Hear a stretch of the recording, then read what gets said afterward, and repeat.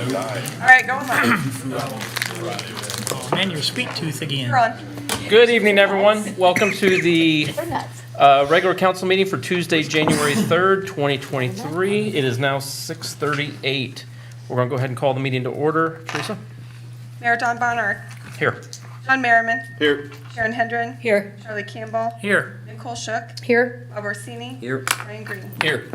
Please stand for the invocation by Ms. Hendren.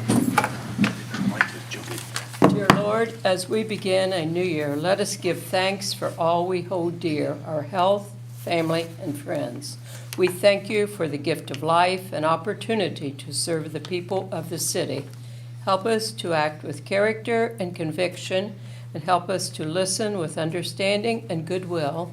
Help us to speak with charity and give us a spirit of service. In Jesus' name we pray. Amen. Amen. Pledge allegiance to the flag of the United States of America and to the republic for which it stands, one nation, under God, indivisible, with liberty and justice for all. The first thing I'd like to do tonight is I would like to welcome our new police chief, Chief Rusty Smart. He is going to come up and give a commendation tonight. So I'd like to inform council tonight that in 2022, I decided to bring Police Officer of the Year back to what we used to do. And Jeremy Pesci was voted to be the Police Officer of the Year by the peers and by the sergeants of our police department. Some notable comments made by other employees. Officer Pesci is willing to work various shifts without complaints. He's always willing to assist with tasks, provides a great attitude, has positive interaction with the public, and does the job at the highest level. So I would like to take the opportunity to congratulate him, give him his award.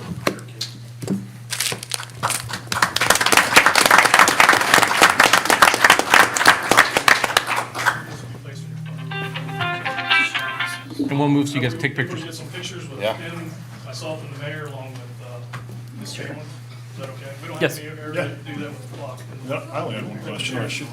Should I ask this before? Is there any financial bonus involved with Officer of the Year? I will leave that up to the city to discuss that. Okay, so the answer, currently, there is no financial bonus for the Officer of the Year. There's not. I'm just gonna make a recommendation to council. I'd like to see you consider some type of financial bonus to whichever officer is the Officer of the Year. It's nice to thank them, but I think kind of a reward situation, that would be something extra. Hopefully it's retroactive. See what we can do, but you need to take it out of mine.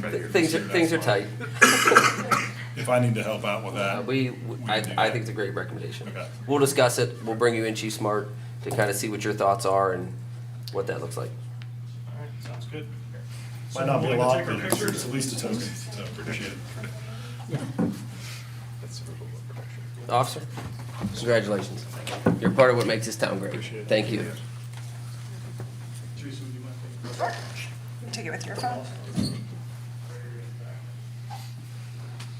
We're gonna do it back here. Mr. Mayor, would you like to join us with the photo? Are we on Yeah, this is fine. I'll throw a glare.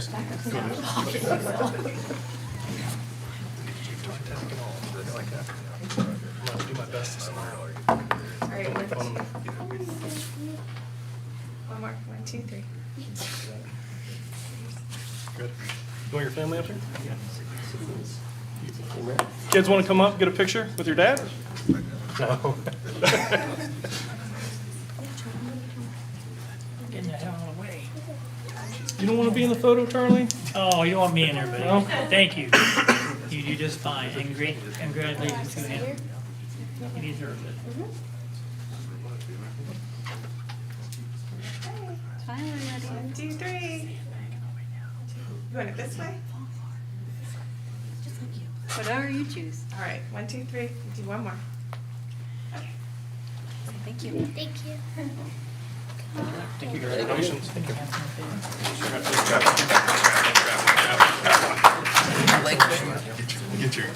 Keep my chair high so I look taller.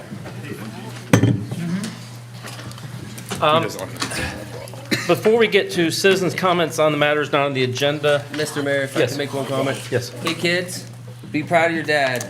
To be awarded by your peers, there's nothing higher praise than your Nope. peers to elect you, to point you out as a stand-up person. So be proud of your dad. Thank you. Thank you, Bob. We do have a guest here tonight, Sean, if you'd like to introduce them. Sure. Tonight we have Darren Richards. Darren Richards' team does Dynamic. They are our IT solutions that we turn to usually on a weekly basis. He's going to give you a little bit of background. I don't know that you've ever met Darren Richards and they've ever formally kind of presented what they do. We had a little bit of a hiccup over the last 3 weeks, but I want to give him the opportunity to give background, for one, on what they do, and then briefly speak a little bit about that hiccup. I'm not an IT guy. I don't have the verbiage, and I never like to play the telephone game. So rather than you have questions for me that I go back to him and then try to regurgitate, I found it probably more productive for him to do the meet and greet as well as in conjunction with just discussing some of the issues that we had recently and how we've overcome them and go from there. So Darren Richards also is a citizen of Johnstown. You've lived here for how long?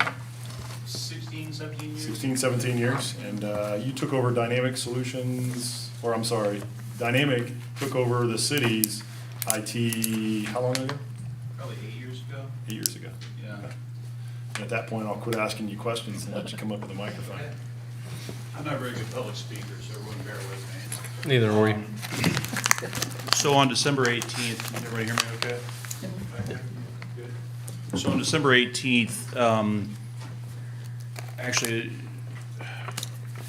I hate saying it, but one of our systems got hacked. And in turn, a lot of our clients got hacked with a ransomware called Lockbit. All right. The city, we were able to restore from our last online backup, and everything was fine.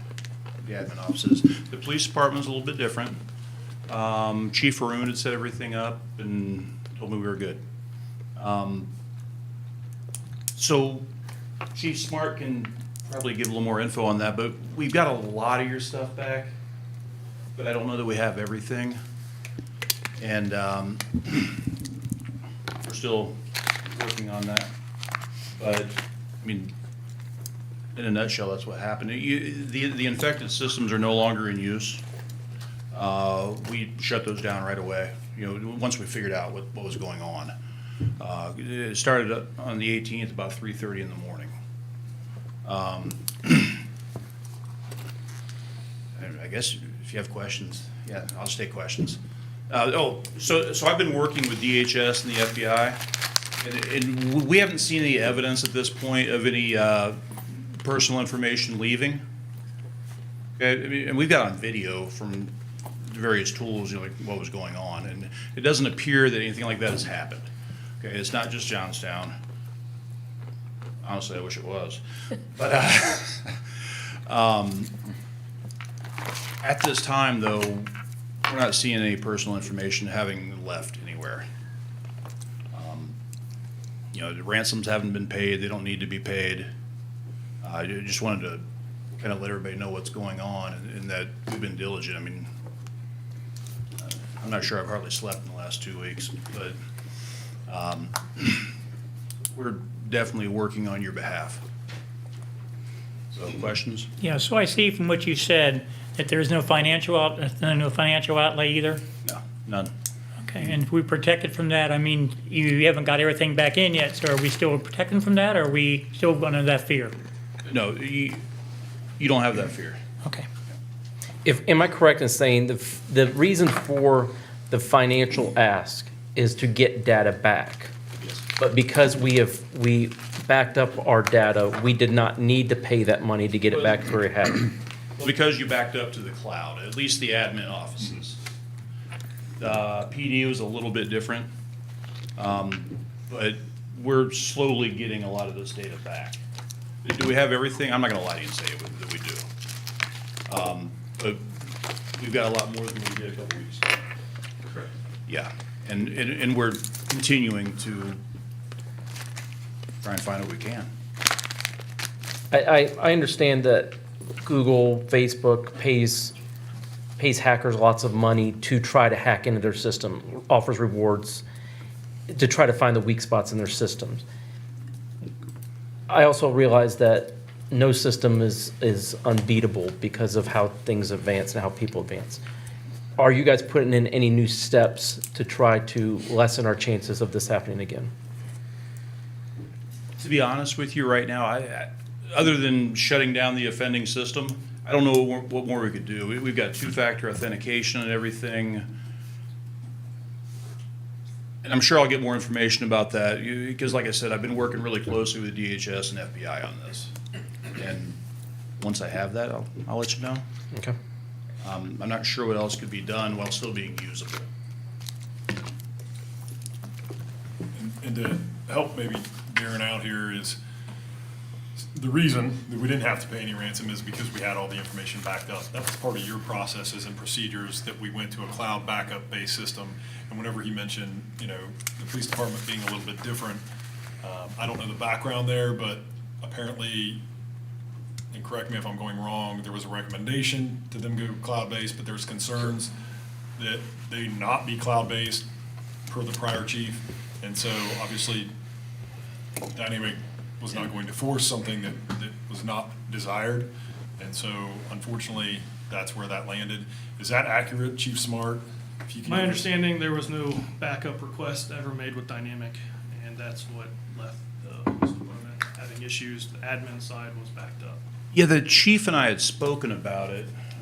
I hate talking here and talking to you, but the chief and I had spoken about it, and he said, "No, I've got the NAS, and it'll all be good." Now, police departments do have some kind of weird things with leads, and as far as putting data in the cloud. With that being said, I mean, the backup solution that we use, it's not like Carbonite or something. It's HIPAA compliant, it's SOX compliant.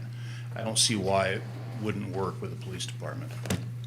And at the very least, I think Donnie, or to Charlie, to answer your question about moving forward procedures, if the police department did not want to go to a cloud-based system, that's probably fine within their discretion, but then some type of policy needs to be put in place to where they do a physical hard backup to some type of physical device on at least a weekly basis that has a system backup.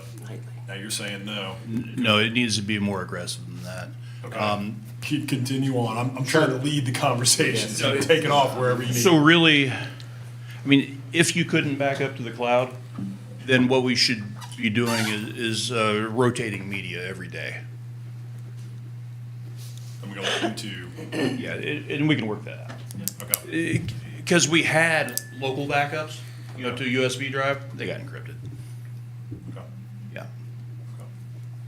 I'll let you two figure out what system works best for you if you're not going to be on the same system that the admin was on. Admin came out, from my knowledge, to be fairly successful, to where obviously we were able to collect all of our information back. No ransom. Other than the time frame, sure, just because we had to download all that data from the internet, because we also back up locally, but it got encrypted. So we had to download everything, and it takes time. Mr. Mayor? Yes. Similar line to what Sean was saying, how was it hacked? Was it through, could there be a potential training? Was it a phishing? Was it outside source through an email? Have we discovered that? It wasn't the conventional things. I mean, our server got hacked. Okay. Yeah. So I'm gonna second what Sean was saying, at least in that vein, that if we're not gonna do the cloud for whatever reason that is, and I'll leave it up to Chief Smart to make that determination, that we put a physical backup in place that you and he can work out on what that looks like. If that can be handled within your budget, so be it. If it can't be, It can. okay. And is there anything that you need from council, Chief, to progress or move I forward? just wish I would have known at the time that the police department wasn't backed up. because Darren informed me at that phone call that we weren't backed up, because I was under the understanding that we were. I think that's part of that Moving baton forward. being passed. Sure. So also to chief break it down, to there was, council. technically, there's two parts of the server that the police department was using. And we had one of them shut down because if one file was being modified in one of those sections, it wasn't gonna be uploaded into the other section. We requested that one be shut down. That's what he referred to as what the NAS is. That's what we just called it. We just called it the NAS. The other part was the one that was affected or hacked. It has been completely wiped, per my recommendation to move forward with leads, so that we would be able to have no issues involving our leads. But we were able to access our NAS file that was just shut down in the month of December. So a lot of our information we can still gather, but at this point, we're not allowing everybody to access it until more is decided between Dynamic and the police department when we open it back up. Is that correct, Darren? That is correct. And when he says data, it's not CAD just data. forms. Yeah, it's forms and paperwork, and hopefully we've got most of them. And just to reiterate, nothing was taken, just things were encrypted. And I think that's a huge communication device to the public of, nothing was gone, it was just encrypted to where we couldn't physically see it, but no data was extracted from what Darren is. Correct. And we haven't seen anything like that. I've got an independent company coming in to audit a lot of stuff. I don't know for sure, but we've not seen anything suggesting that it was. So basically, to break it down, hackers came into our system and shut down our server in a lot of ways. And to give you background, Licking County had this, not this specific thing happen, but something similar. And from my understanding, they ended up having to pay the Yeah, we ransom. did. So as terrible as this sounds, we didn't pay the ransom, and we got most of our data back. We're maybe doing a little bit better, different operations, but I just want to put that out there to where anybody that says, hey, we did a terrible job at this, well, maybe we didn't do that bad of a job, so. Are there additional measures or steps we could take to resist more in the future that we're not now? I think we're gonna become a target because the assumption is with massive industrial growth or economic growth, that then the money will flow into the local municipalities. That's not the case currently, but, I mean, I think this would have no reason to regress versus increase. Oh, you're absolutely correct about that. As far as what those steps are, I mean, I could rattle off a million things, but really, I think we just need to look at it. Can you make a recommendation, a proposal, and expenses for us to look at? Absolutely, I will. Sure. How many clients do you represent there? Off the top of your head? It's a lot, it sounds like, not really. 100, Okay. 150? They don't have any background from a company standpoint as to who you are, what it is, or if you're just operating out of the basement of your home. No. And I'm trying to let Darren speak a little bit on behalf of his company. It's not a fly-by-night, you've been in business, and if you want to Sure, speak to some of sure. that. Yeah, we've been in business a long time. Okay. Just Central Ohio clients, or, Yes. okay. Central Ohio, Columbus, Delaware, Licking County, Knox County, basically. Other municipalities? Yes. My two requests, and I'd like some agreement here, because I always like multiple council people to make a request out, is what are additional steps we could take and what does that cost? And where do we stack up against the other communities that you represent, municipalities you represent, as far as protecting ourselves from future attacks?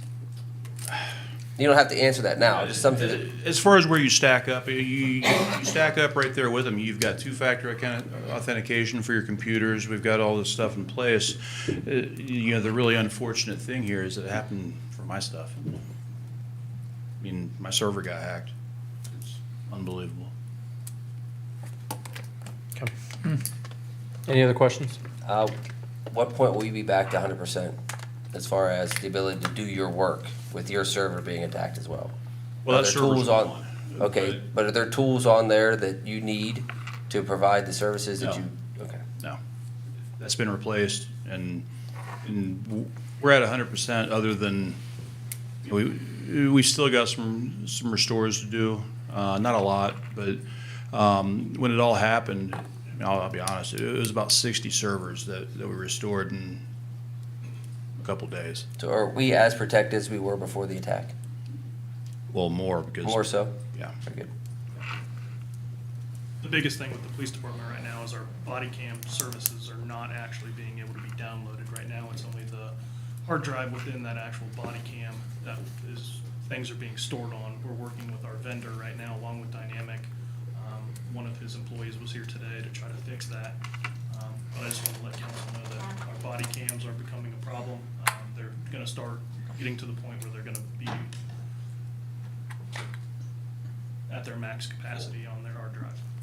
And then we'll have to pull up what's few spares we actually do have. So I hope that that's something that your employee was able to get fixed today. I haven't had that discussion with Darren. I'm kind of putting him on the spot right now. I don't know the answer to that. Okay. We've been running pretty I know crazy. your guys, but, I understand it. But as soon as I leave here, I'll make a phone call and I'll find out. And I'll give You can just reach out to me Yeah. tomorrow. Yeah. But I just want to let council know that if there's any issues with body cam, last about a week and a half. That's why. Anybody else? Any other questions? Thank you, sir. Thank you very much. And just so you know, this was not an easy thing for him to do. It was his recommendation to come and talk to you all. So that's a tremendous amount of courage. When something like that happens, and I said, "You want me to communicate?" He said, "Nope. I'll come to the council and I'll put it out there." So I commend you for that. We appreciate your honesty. Thank you. And Sean, can I give everyone my email or whatever? If anyone has questions, I can't guarantee I'll get back to you that day or anything, but I will get back to you. Appreciate it. Thank you. Next on the agenda is citizen comments on matters not on the agenda. Would anybody like to go? Yes, sir. I just have a question about this. Were the mayor's court on the police or on the other side? The mayor's court files, where are they at? You're asking if the mayor's court files were affected with that server? Yes. Yes. Everything that we had on that has been shut down, but when it comes down to it, only what was lost is basically the forms that we use on a daily basis. Our letterheads, our leave requests, oil changes, just the man hours that it took to create that. But like I said, we've been able to access that off of our other server, part of that server. Does that answer your question? The mayor's court records are on the police side of it and not the financial side. Actually, I don't even think that her mayor's court goes to the server. I think it's on her actual Is it? computer. Okay. Just It's all paper record. mayor's court is on her computer. Okay. I don't believe it is on the server. I can check with you if you want And me that wasn't affected then? to. Okay. Okay. Okay. Anybody would like to come speak tonight? Airing of grievances? Not really a grievance, but I have a comment. Yes, My sir. wife and I Can you recently- please come to the microphone, state your address? Name and address. And name and address, please. I phrase my right hand. No. Phil Baker, 12428 Johnstown, Utica Road, Johnstown, Ohio. As I was saying, my wife and I recently attended with friends the parade for the Santa Claus. And surrounded by, there was kids everywhere getting candy. And there was some individuals from Countryside Auto doing smoky burnouts on Main Street within an arm's reach of kids, which I thought was not applicable for the parade site. And if a tire would have blown or the brakes would have gone out, there could have been a really big catastrophe there. So I would recommend they no longer be allowed to participate in any parade of any type in Johnstown. Who was that? Countryside? Countryside Auto, yeah. And it wasn't just once, it was 3 times in front of me. And it continued down Main Street when they were past us. Okay. So I thought that was not right. Chief, you have something? As far as the parade's concerned, the CCL was the one that was in charge of the parade. Any type of recommendation for that can be made to them, Okay. is my understanding. If you want, I can reach out to the CCL. Was the police aware of any burnouts? being made? I'm just now hearing of them now. Okay. I I heard about it. Oh, did you? Okay. We were in the parade. That was the smoke. Yeah. I wondered why We the wondered smoke. why it was. Yeah. We wondered why it was smoking. Right, Yeah. that's the smoke. Yeah, we We had wondered no, why. I Yeah. thought it It's the was one of the smoke. restaurants smoking Oh, something. Yeah. Yeah. It was, yeah, because we were behind it quite a ways, Yeah. yeah. And we saw the smoke and we didn't, yeah. Okay. So who approves the permit for that? It's the, It would have to go through one of our committees. They fill out the events. They fill out the events committee, so we'll make sure we pass that down. Can you make sure, Teresa, that the events committee gets notice of that so that prior to, it'd be nice to see a policy. That's what I was gonna recommend, some type of policy that requires any parade participant to act in a safe manner, and if not, that participant is no longer welcomed in a parade. Get some language from Chief Smart on what a safe manner is before we get into that parade area. Ah, yes. I mean, at a minimum, abide, because you can't do a burnout in the middle of the street on a regular day, can you?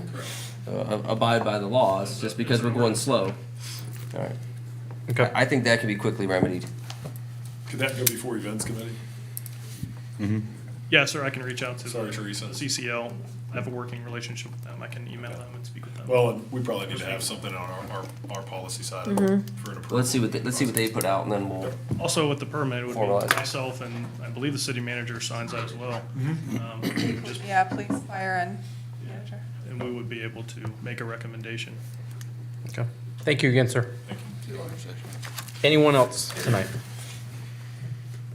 Louis? Louis done. Here, Louis it done. is. He's good. Good Okay. for one tonight. I'd like to make a motion that we go to executive session to consider the appointment of a public official, Personnel Board of Review. I'll second. Members of council only. Sorry, I'll do a roll. Yes, just members of council. Charlie Campbell, Yes. Nicole Shook, Yes. Bob Orsini, Yes. John Merriman. Yes. John Barnard, Yes. Ryan Green. Yes. Yes. Okay, so we will go and we'll let you know when we're ready.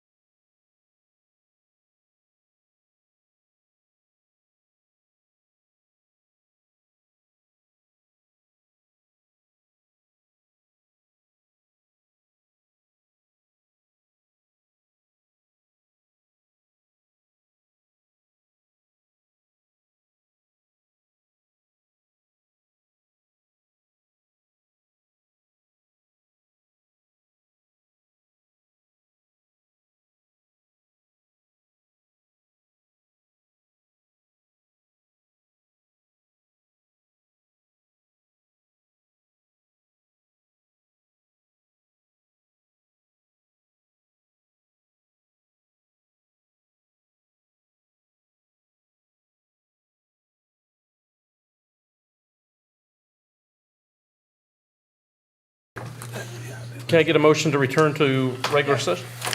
Nope. Just say that you're. You just say we're going back. We're returning back to regular session at 7:32. The council would like to make a motion to appoint Joseph Kraus, Leslie Butler, and Sarah Penrod to the First Personnel Board of Review. I'll second. Charlie Campbell, Yes. Nicole Shook, Yes. Bob Orsini, Yes. John Merriman. Yes. Mayor Barnard, Yes. Brian Green. Yes. Sharon Hendrick. Yes. Okay, so welcome. We will be getting with you, Sarah, and the other two very shortly on this. So, thank you. We're going to move to council committee reports. Planning and zoning has not met since December. They will be meeting next Tuesday at 6:30. Ryan, do you have something? Yes. So I know that we have something, do we have anything on the agenda currently for that? I'm sorry, for what? Do we have anything that should be coming up on the agenda for zoning For next week, for next I week? don't anything you have to believe hear? we've received there's any no applications. applications at this Okay. point from what we have currently. Now, that could change, but at this point, I don't believe there's any The applications. deadline's already passed. Deadline's passed. Right. So I want to make sure. So the one thing that I have, I know that we've been looking forward to getting planning council and the design review board together. There's been questions on that for a while. I didn't know if that's something that we could do in lieu of that meeting to get everybody together, get them all on the same page. Council zoning members and design review board? Yes. I can If reach that's out. something everybody's open to, because I think that's something that needs to happen to all get on the same page. So council, planning and zoning, and design review board all Yes, meet if- together? if we could. Can we do it another date than the 10th? Or does it have to be Yeah, the we 10th? could Okay, do 'cause it. I can't make it. I was suggesting the 10th because we have an open meeting. It's hard to find them. So it's up to everybody. I just wanted to talk about it. Do you want to decide who's available from you guys first and then get with, I can reach out. And it's probably going to be multiple meetings. There's a lot to talk. I mean, you've seen, there's a lot to talk about there. Yeah. So if you're not at the first one, there's going to be more.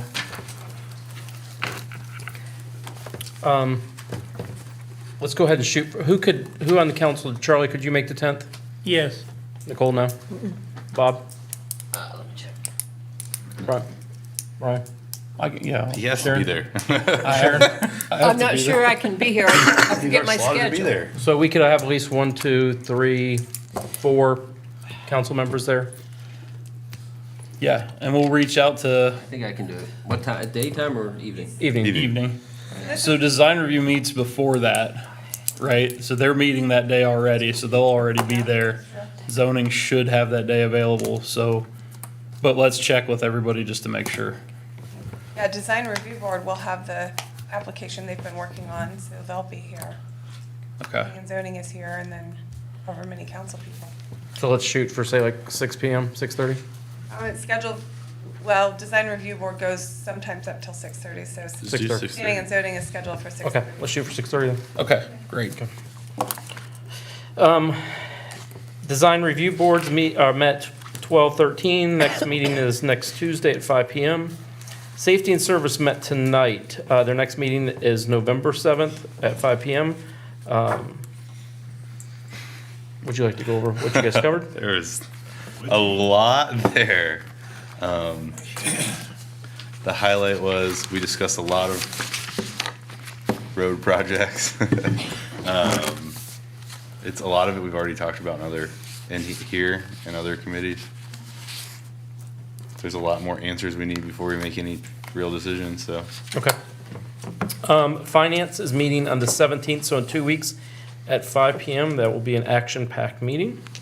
Park and Rec is meeting on the 16th at 4 PM at the Administrative Conference Room.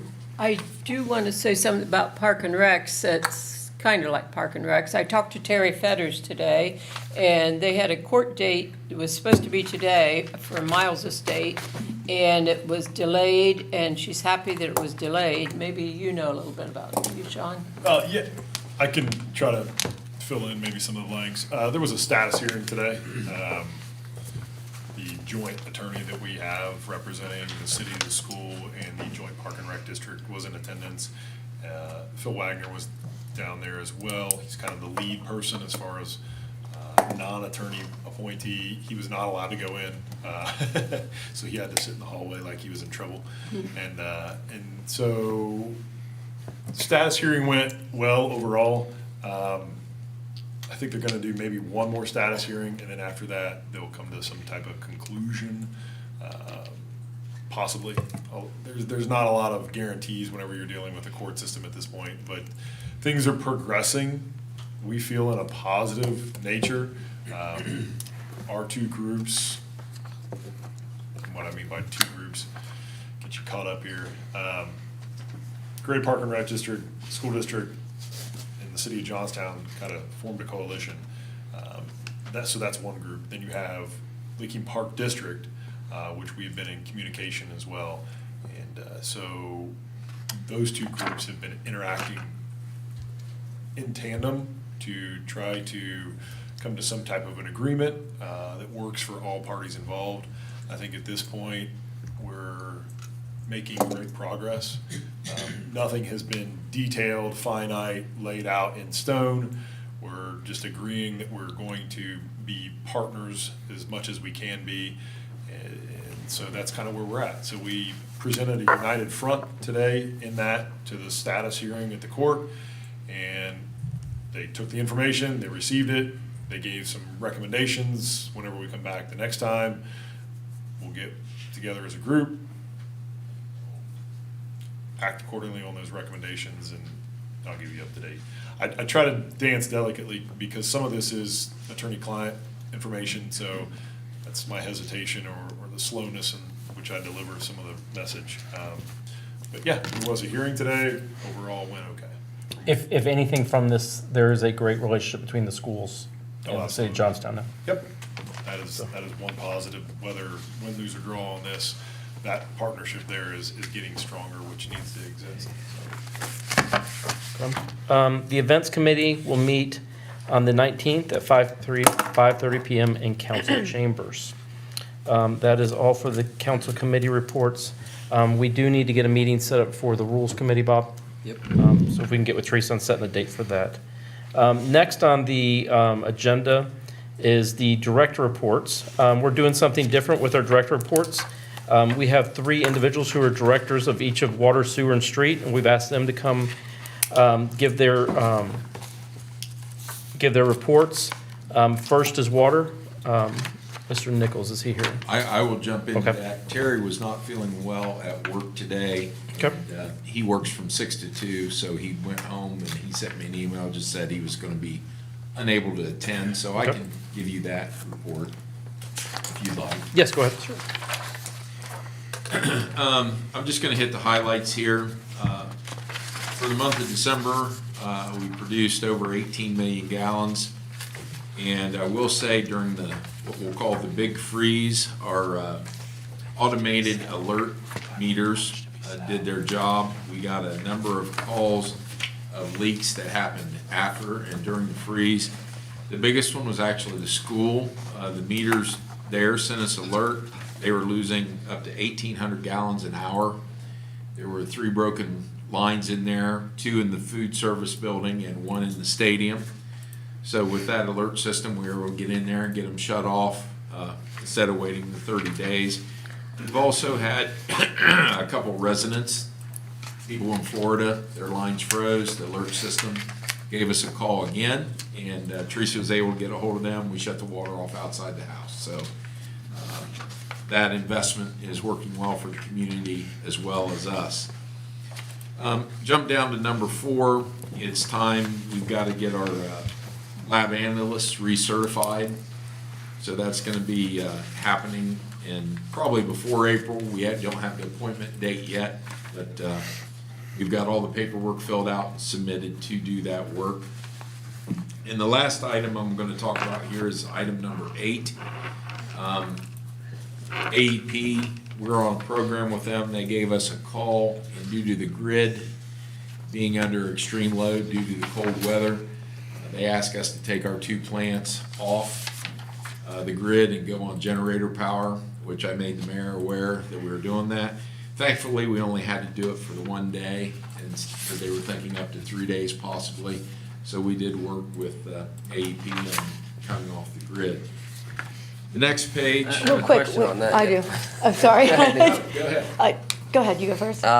So is there give and take with AEP on this? Or do they just ask us to swallow the cost of that? Or do they offset our No. electrical So consumption? what happens is when we go offline, we don't get hit with the heavy peak load that normally we would get with pumps starting off and on. So it does benefit us. It reduces our overall peak load bills. We also do it in the summer during the extreme heat. We go offline. Now, the relook at that's gonna be with the price of diesel fuel where it's went, where does the payback versus not doing it, period. Well, number one, to help the grid in Johnstown, it's a good thing even if we can just break even. But we're gonna have to do a new cost analysis. I think, Teresa, didn't we save like $15,000 last year being on Sounds part of the right. system? Yeah. Yeah, so I mean, it's. So we're net positive when we go to Pretty generator power. substantial savings by us doing that.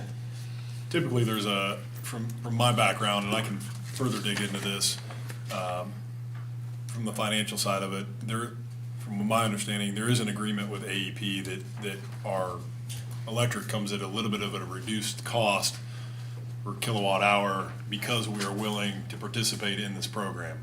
So the normal rate structure that they have because of our willingness is subtracted on a regular basis. So our normal rate is cut just slightly. So I can double check on that. I don't want to bog you down chasing pennies. I mean, yeah, okay, if it's $15,000. Well, I believe it's a contract. The city is obligated to. Okay, I just want to make sure that we're looking at that as if that increases, that we're just being treated fairly, that's all. And if you're comfortable with it, that's good enough for me. Yeah, and we do have a contract with them, but if we determine we need to stay on line power or generators down, we obviously can do that. It's just those savings are negated. Yeah, my concern is we're spending $20,000 to help To save help 50. to help AEP out, and then their thanks is the increase the next year. Of course, the big picture, they go to a lot of communities, and our blowers at the sewer plant, I mean, those run us $8,000 to $9,000 a month in electric power. We can take those off the grid. Of course, if the grid goes down, we gotta go on generator power anyway, so it's an overall help. If you've got your eye on it, that's all I'm really asking. Mike, hold on. My question was, how often do you have to renew like the water plant's lab certification? Like Every 3 years. Is it every 3 years? And right now, I think that cost to get 6 people recertified in there is $2,800. If we would lose an employer or two and have to do it mid-stream, because it's every 3-year renewal, it's $1,500 per head, because they actually come out, test the people, check our lab, in that situation.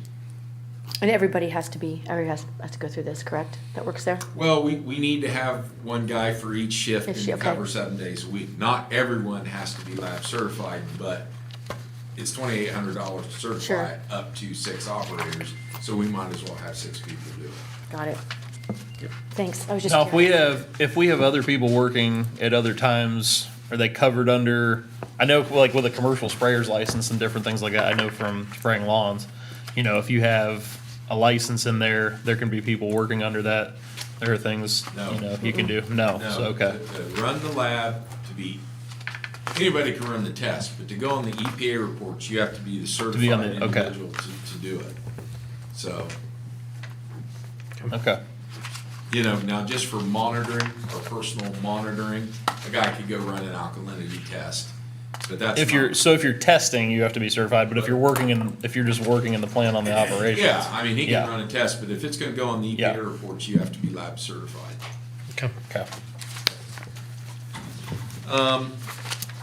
Turn over to just the daily tests, everything is well within range, normal operation. And then if you go to the monthly influent, as I said, we were at just over 18 million gallons, which set a record for the month, but we also had some pretty substantial leaks during that time frame as well, which happens most every winter, so. Our total in a month our capacity is 31 million gallons, correct? Million gallons a day. is our Okay, capacity. so for December, it'd be 31 million gallons. Yes. Okay, so we're still well under at that point. Yes. Okay. Thank you. Next on the agenda is sewer. Mr. Rick Fitch, if you can give us that report, sir. Hello. Hi there. For those of you that don't know me, my name is Rick Fitch, as Donnie just said. I'm the chief wastewater operator at the sewer plant. I met a few of you, but not all of you. We can start in here on page 2, page after the cover page here. We treated a total of 15.5 million gallons of wastewater this month.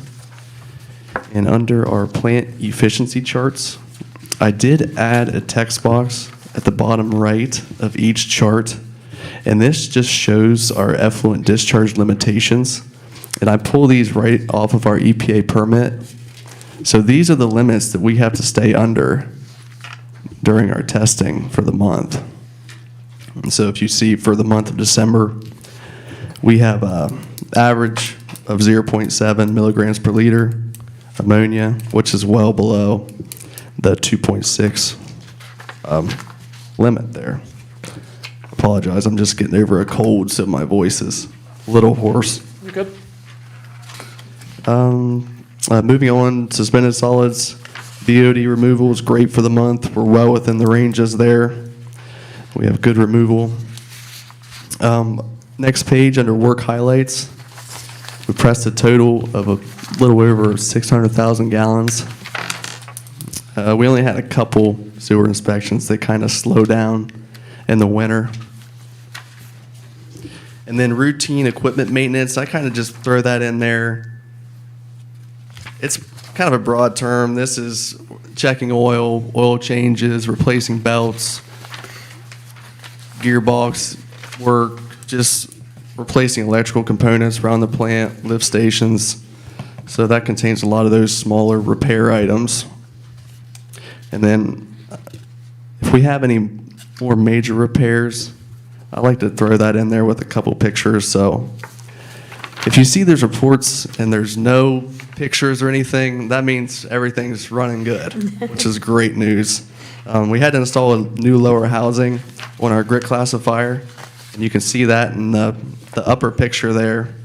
And then the lower picture just shows our hydrocyclone grit concentrator. This piece below sits on top of that lower housing. And the purpose of this, it's called a grit classifier. The purpose of that is we want to catch our inorganic material before it gets into our biological process of the plant. This is your sand, gravel material. So we catch that, and over time, after that material is pumped into that classifier and down through that lower housing, it basically acts as a sandblaster and eats away at that steel. So How much did that cost, something like that cost? that piece is, I think it's around $400 or $500 Okay. there. And then we replace that in-house. We don't outsource any of that work. Okay. Next page, we have our bulk sewer and water numbers. Our septic receiving station, we've seen a little over 1 million gallons brought in there, and then our bulk water was a little over 80,000. So like what type of, I noticed our receiving station's way high in December. Are we just getting more companies bringing sewage into us at this point? Well, most of this flow is from New Day, Okay. egg farm. So depending on the month, it varies. They have a lot of trouble with their communication system from their panel at the farm to ours. So they could only run, let's say they run half the month, versus if they run the full month, we see numbers like this. Okay. So if we look at last year's number, the 509, it's a safe bet that they were down that whole month. Okay. So a lot of that flow is just from the bulk haulers hauling in the waste. So. One of the other things, Jack was talking about taking the water plant off the grid, and I know sewer did the same. Yeah. With sewer, a lot of it's a biological process. How much electricity are you guys using with the sewer plant on a normal day-to-day operation? Oh, we use a lot. Okay. Yeah. 11,000 a month. Yeah. It's in the first half of the procedure, I mean, when you guys are first getting the sewage in and versus the end process? Oh, it's throughout the whole process. Okay. Yeah. Okay, Yep. Just the blowers alternate depending on what tank needs the air. gotcha. Yep. Does anyone have any questions for it? I'm telling you, if you guys want a great tour, go see him. He'll show you all about the sewer plant. Come see me. Show up any day, right? Thank you, sir. Thank you so much. Thank you. Next on the agenda is the street department report, Mr. Daniel Swig. I'm Daniel Swick, the street superintendent. I don't know if I've met all of you guys. Just gonna highlight on December, on the back of the front page. Not sure how your guys printed out, but, we had 2 streetlights switched over to LEDs. We do that as needed. We also had a streetlight have to be reattached to its base over in Central Station. We recently had a section of lights go out as well on Central Station and Central Station Place. That got fixed. We had to outsource that. Moving down to street maintenance. We had 2 different times that we needed to spread salt and brine. And then we had 1 snow plowing event. We also did tree trimming in the developments, so when we're plowing back to the curb, they don't hit our trucks, tear the trucks up. And on down to the parks, we also did tree trimming there as well to get prepared for spring. Okay. What percentage of our streetlights do you think have been switched over to LEDs? Just a rough estimation. I would say 10 to 15%. Okay, so we still have a ways to go then. Oh, yeah, yep. Okay. And also, I'd like to thank you guys and your crew for such a great job over Yeah. the Christmas break with Yes. the roads. I know you couldn't use salt because of the temperatures, and I know our roads were much better than many places, so. Yes. Yeah, it was a tough storm, but we did the best we could to keep up with it. I talked to Jack the night before, and he explained a little bit about the brine process. Can you explain to council why you guys didn't put brine down the night before? So this past storm, we couldn't because of the rain, obviously. All it is liquid salt. So you can go spray our main routes. That's normally all we spray. So as soon as that snow starts hitting, it's instantly working. Now, it won't go the full width of the road, but at least you got something down so it doesn't start instantly freezing. It just gives that little layer to get enough time so we can come in and spread salt. Awesome. Mr. Mayor? Yes, go ahead. Are municipalities eligible, maybe Sean, you can help, eligible for the AEP LED programs? Because I know in commercial businesses, you can go and they'll write a specific program for you as you convert over to LED that brings funding into the business. I don't know if municipalities are eligible. I'm not aware. All right, I will look into that and communicate either through Sean or directly to you if I find, because I have contacts for commercial development, to see if there is a program we could potentially get involved with them, because it, again, cuts back on their grid, does benefit for them, so they help offset some of the costs for the conversion. Yeah, I do believe, in the past, council did come and they met with that, but they wanted to buy our system, if you remember, and Sharon and Ryan. And, the cost at that time to switch over, you know, they were gonna buy our lights, but then we had to start paying for their lights and electric. Because of the amortization of the new lights, actually it was gonna cost more It's true. after 3 years than what we were gonna pay. Well, So there you now- go. Now, that may have changed, Bob. Well, the bill that came out of this last Congress session, of course, it's 1,400 Yeah. pages, but I'm sure the folks I know at AEP will know if there's an opportunity for them to do well with it, and we'll see if it helps us. So, I think Bob's, you're referencing a program where the ownership of the lighting and everything still retains with the city. It's just a federal grant that can be received, that's paid to a contractor that comes in, does the work, and then we capture the cost and savings through the the electrical. AEP subsidiary benefits by administering the Yeah. program. So what it does, it allows the government to delegate huge sums of money to actually get the work in communities because of the the paperwork requirement is overwhelming for small communities, so I'll see if there's an opportunity for us there. Yeah, because what we looked at was not a grant, John. No, Yeah, this- That situation. Yeah, this is grant money for the electrification. Yeah, we were gonna pay them to switch it was a program they were going to switch the lights over. And Yeah, those are exactly typically what you said. They come out to be to the all Advantage people's of favor. AEP. Yes. Yeah. But no, if it's a grant, yes, we We'll take a will look. see that. Thank you, sir. Thank you so much. Thanks, Daniel. I personally want to thank Rick and Daniel for coming tonight, giving these presentations. I know it's out of your wheelhouse to doing this, but we love being able to see you guys, be able to ask you questions, and have a better connection what's actually going down there.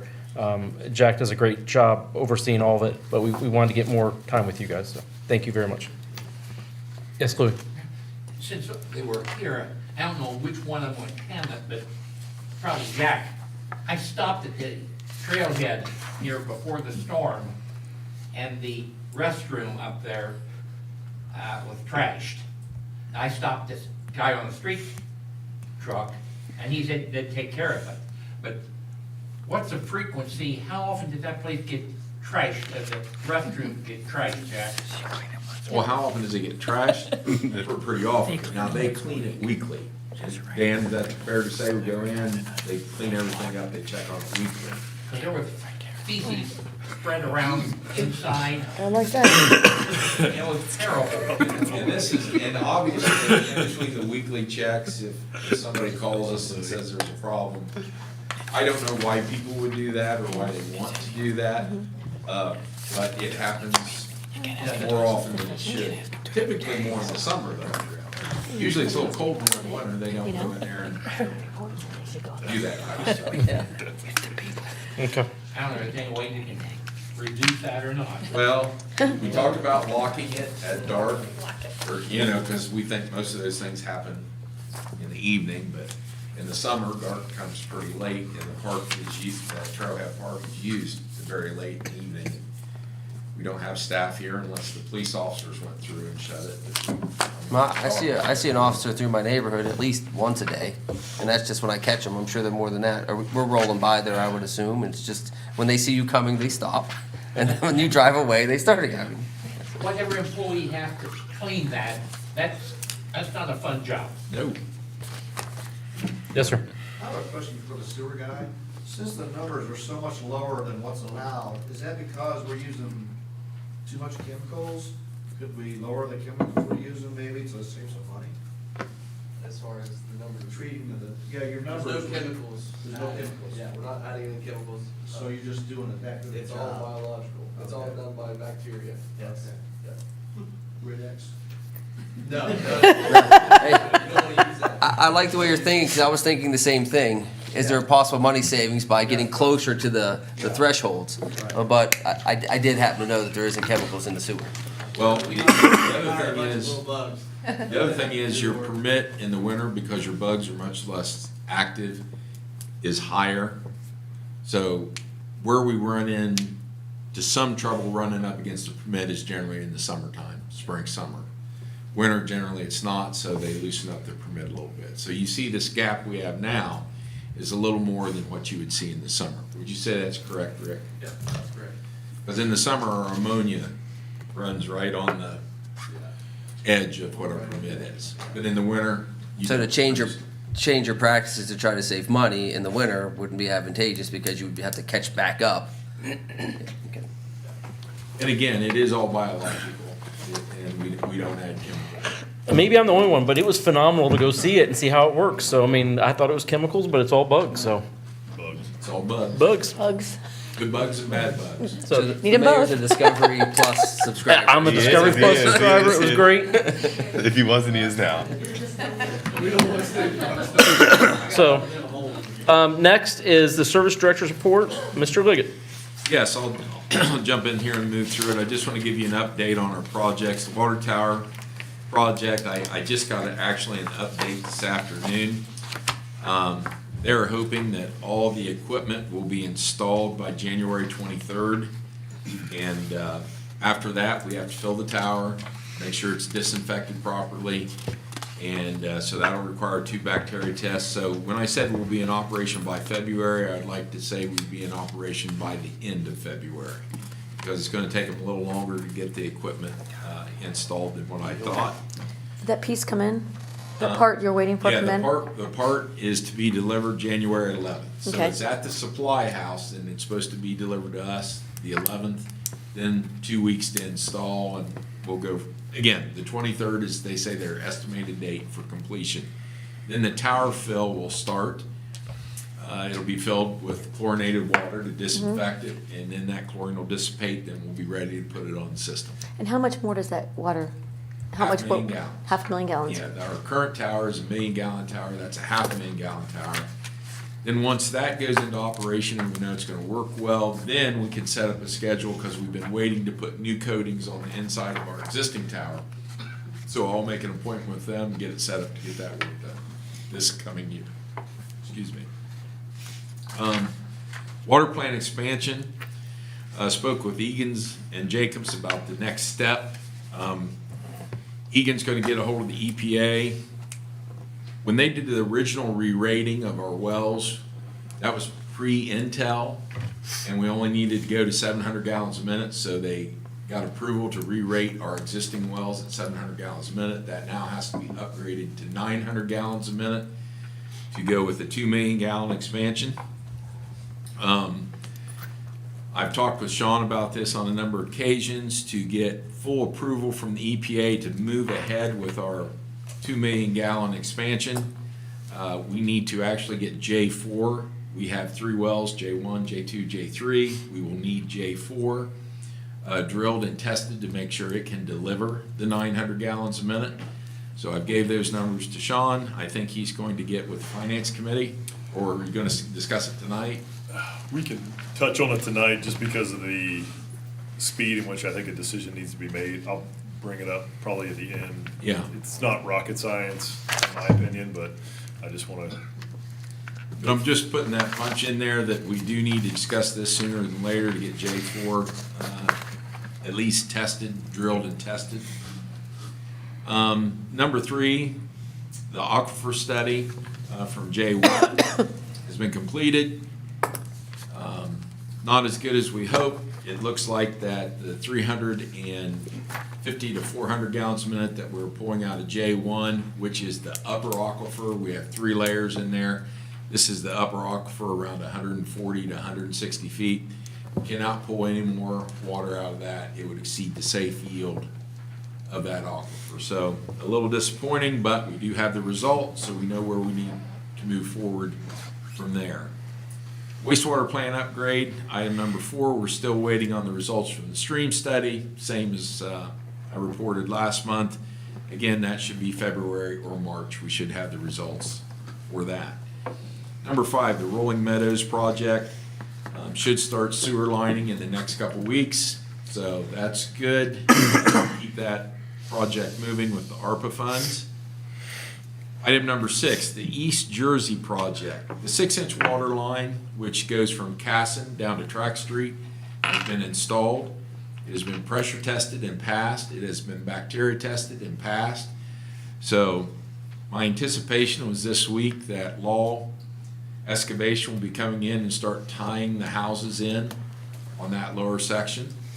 I will give them a call to verify when they're coming in, because we'll have to notify the homeowners on that lower section that we will be working on their water lines. Item 7 was the Pulte Housing Development. We sent them a punch list for a lot of the existing area from water, sewer, and street.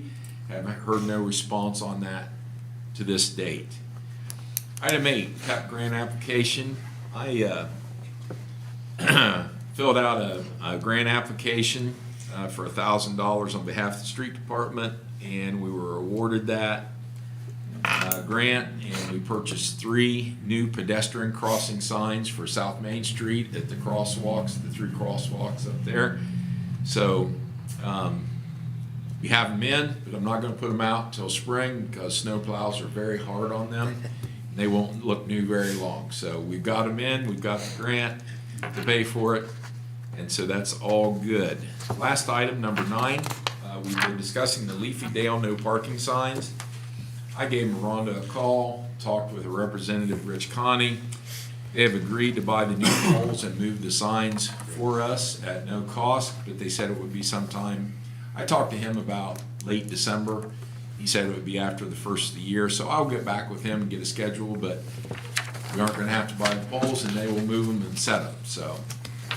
Do you have any idea where they're setting them at? Uh, Do you have any idea where they're setting them at? I would say they're probably gonna move them straight across the road from where they're currently at, as long as they are on a property line. They're not gonna set them in the I was just, middle that was my of next someone's question house. was, I did see them come out and, because I live on, I'm one of the ones affected, so I did see them measuring or putting the flags where the property lines were.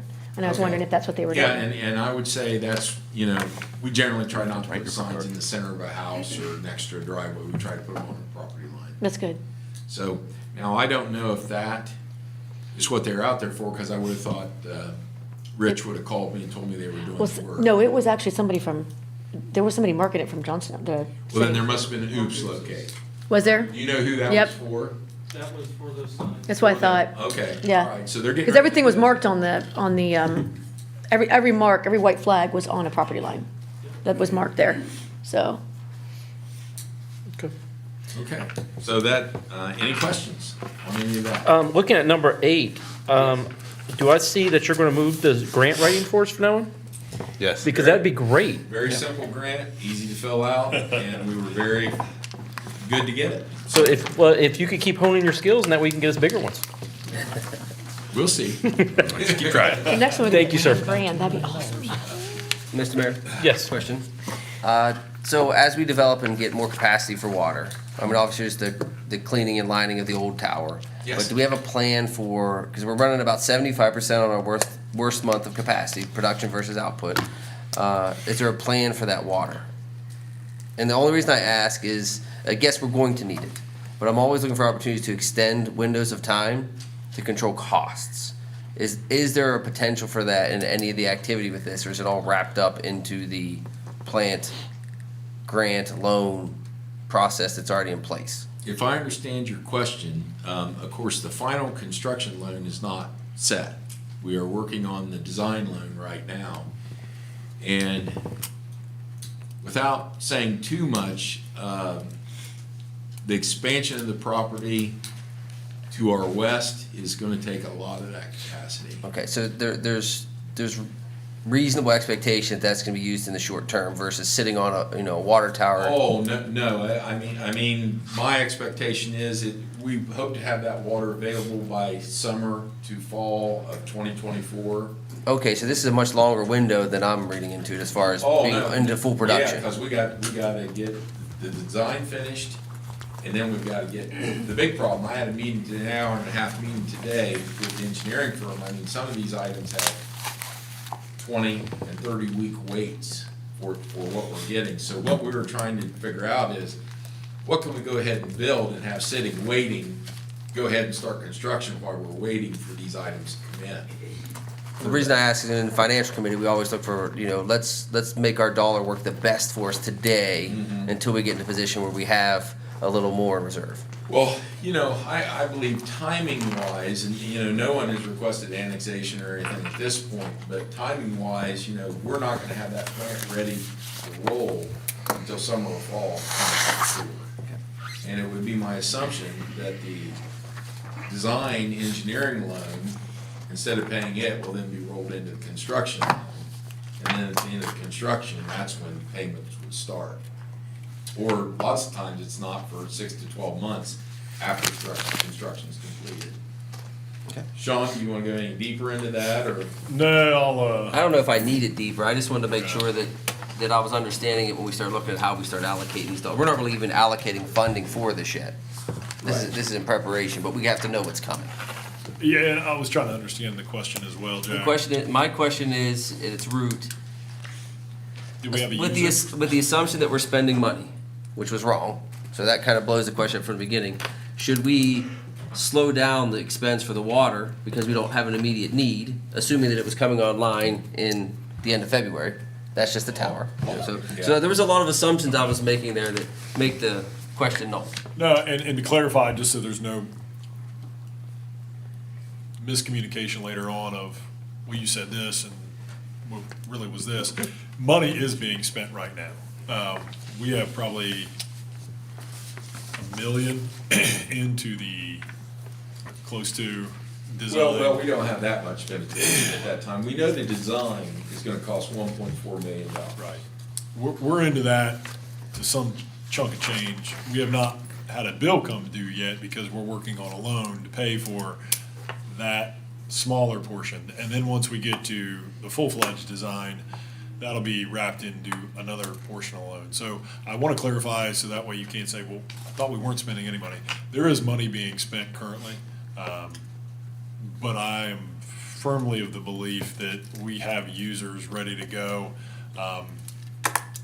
in the best interest of Johnstown from a protecting our borders and annexation situation, as well as, just a user of the water. So there's a two-pronged approach to that. So, yeah, I believe we're gonna have users ready to go. And yes, we are currently spending money, but not the big change yet. We'll get to that.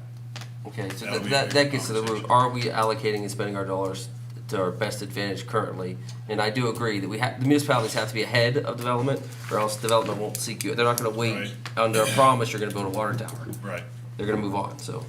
very good. We're not actually, the money's being spent, we're not paying it. We're not paying the bill yet. Yeah. Right. You gotta. Kind of the same, but not. I Right. gotcha. You've got to engineer, and before you get that first drop of water, a lot of paper has to be pushed through and approvals have to be given, so. Yeah, I think the first thing that, I know previous council members know this, but yeah, we are hoping if all goes well and deliveries come on time, which we're finding with our water tower, that's been a disaster for months. We've been waiting. We won't be ready to supply water until 2024, summer to fall. And that's if everything works on time. We were discussing today, I had an hour and a half meeting with engineers, concrete and process controls things. I mean, their biggest worry right now is once Intel begins to pour, that every concrete. That's Well, not, that wasn't- that's that not. wasn't- Jack, that was a Question. So actually, there's gonna be nothing like that happening. They're actually gonna be making their concrete on site.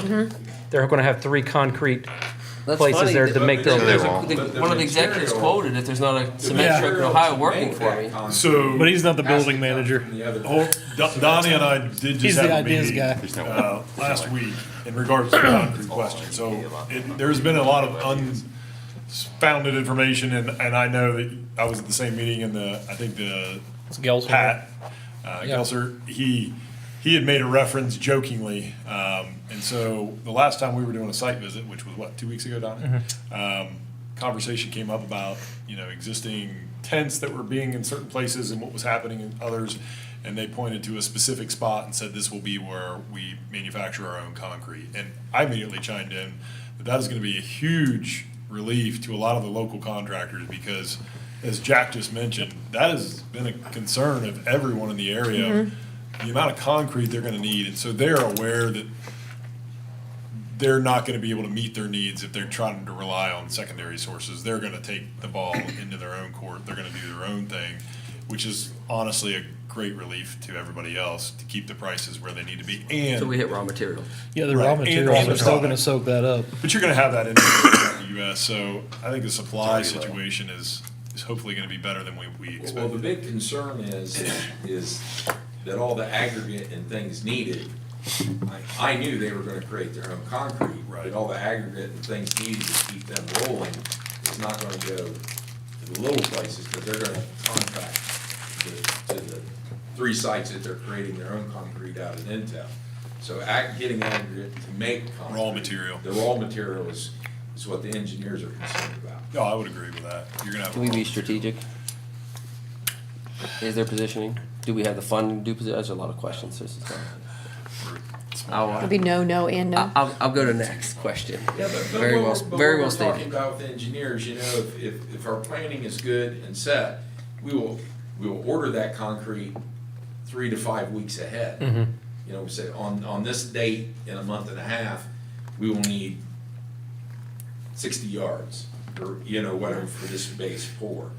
So that's why the CMAR is so important in the scheduling of this work. I mean, once we start to build, things will be on a time frame that we're ordering out. Steel's another issue, you know, we have a lot of steel in this type of plant, in the cleric cone and the filters, you know, so they wanna order that steel very soon because it's 30 weeks out, you know, it's a problem. Sounds like you're all over it.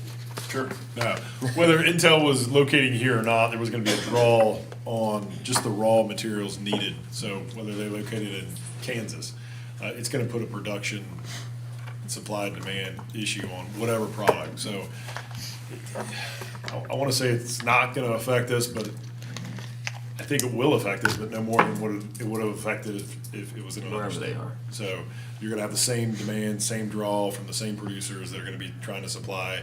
And you're just having that problem regionally, nationally, globally, from a product being able to be delivered. It's just, it sucks right now. They said they wouldn't be surprised if we're talking $200 a yard for concrete. And see, that's getting all figured into, obviously, the estimate that they're generating for us for building. So 60 bucks. So, Okay. a lot of unknowns. All So right. let's move to the city manager report. Ms. Shawn. So I will be brief. Some of these are just carbon copies of last time. I try to do that just to let you know where we're at with some of them. Some of them haven't moved at all. Some of them have. I'll highlight a couple. I only get 3 from what I've been told. Integrity bookkeeping. I just want to highlight, they've been doing a great job. They've been unbelievably patient. We are going through a conversion right now with UAN. That is almost up and running. I believe this week we will be fully integrated with UAN. It's been a process, and we did have to pay for that. So there'll be a ROI and a cost savings moving forward. Donnie was a huge part of that investigative action whenever we were looking at converting to UAN, and Integrity's been a huge part of that as well. It's, I'm not playing on their name, but they are of the utmost integrity on everything they do.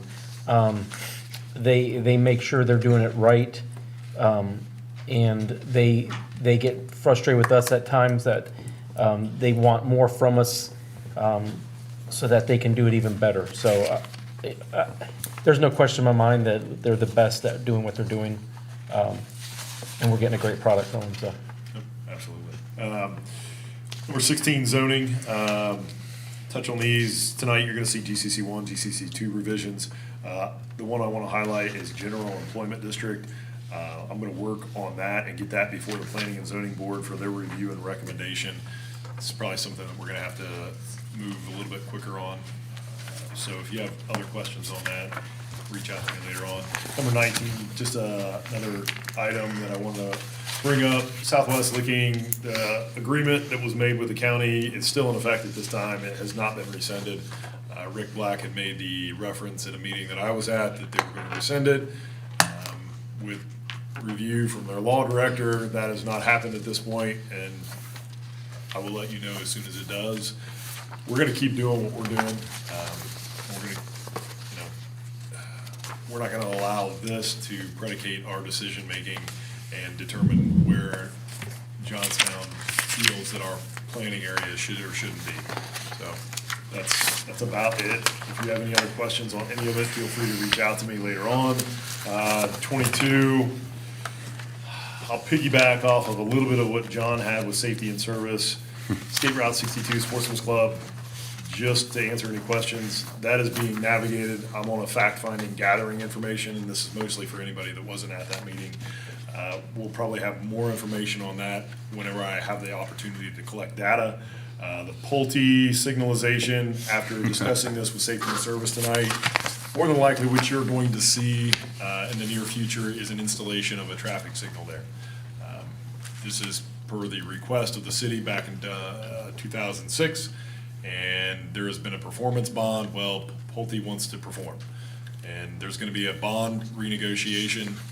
At this point, we're asking for the bond to be reduced to $350, since they have a quote to do the entire project at, I'm sorry, did I say $250? $350 is going to be the bond. $250 is what they have a quote to perform it at. So we went a little bit more aggressive just to cover us. We're gonna have our engineers double check their engineers' work. And so in the near future, you may see that come down the pipeline. Probably by spring, the performance of that may be an act. Legislation's probably gonna have to come through you guys for the performance bond to be lowered. It's currently at 800,000. I think it's within their right to ask us to have it be reduced. So that's why you're gonna see something for 3. Yeah, it's 100% over our exposure, at Yeah. least. Yeah. Other than that, I'll move on. Questions, go As a ahead. piggyback off to Sean about the Southwest Licking County Water and Sewer District, or Community Water and Sewer District, we received an invitation to attend their, a comprehensive overview of their actions taken this year. It will take place Monday, January 23rd at 6:30.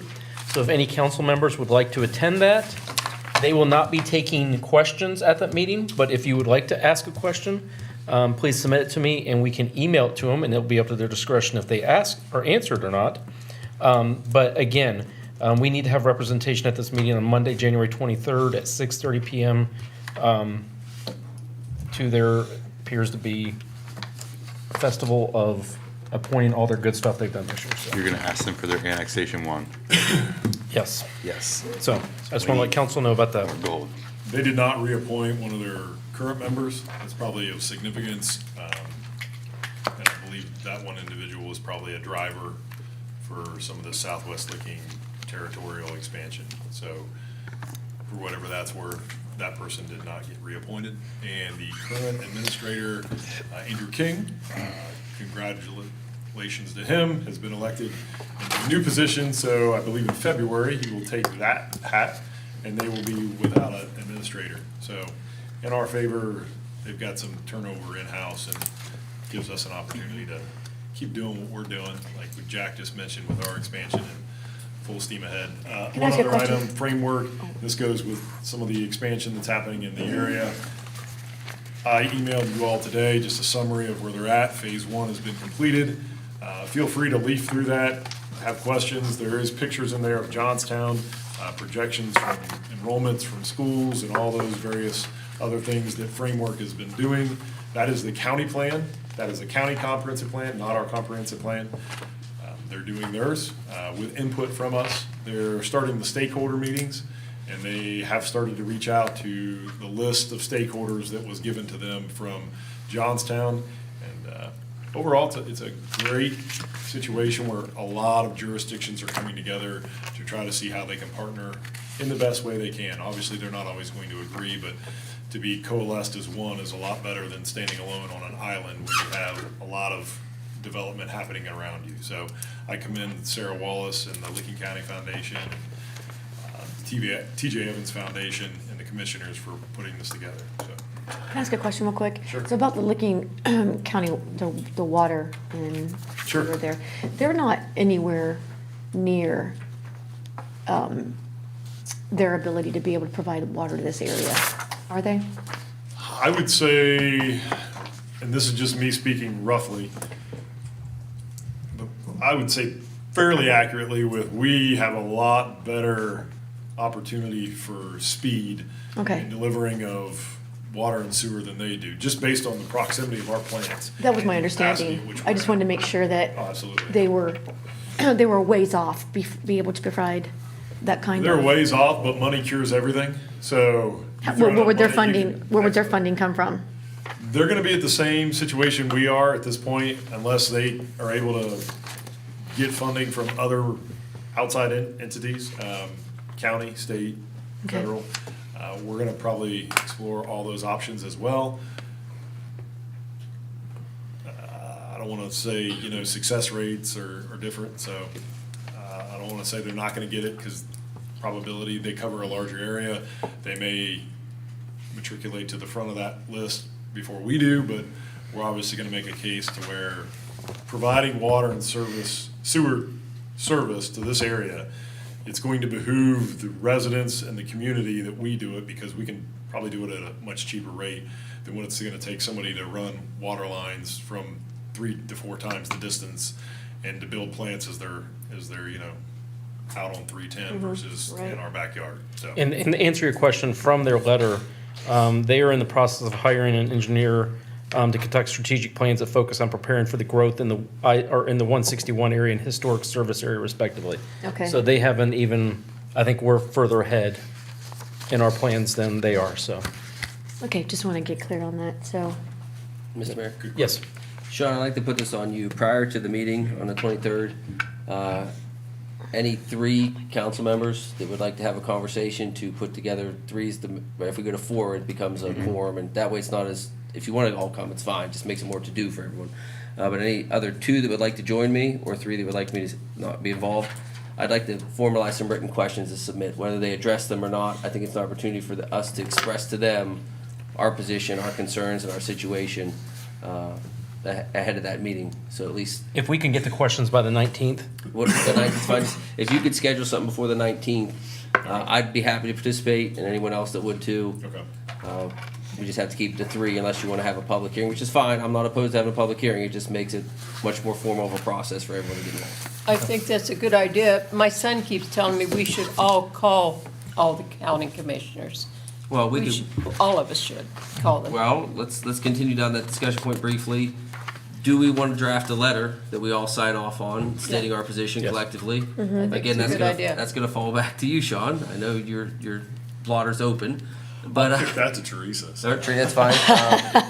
or is there anyone on council who would like to try to write that letter? And We can draft that letter, one Draft of us. that letter and Yeah. share. All right. I'm happy to give it a shot. Anybody else want to give it a shot too? And then we'll I'll push help it you. together and see what I happens. I'll agree. help Yep. And make Troy happy.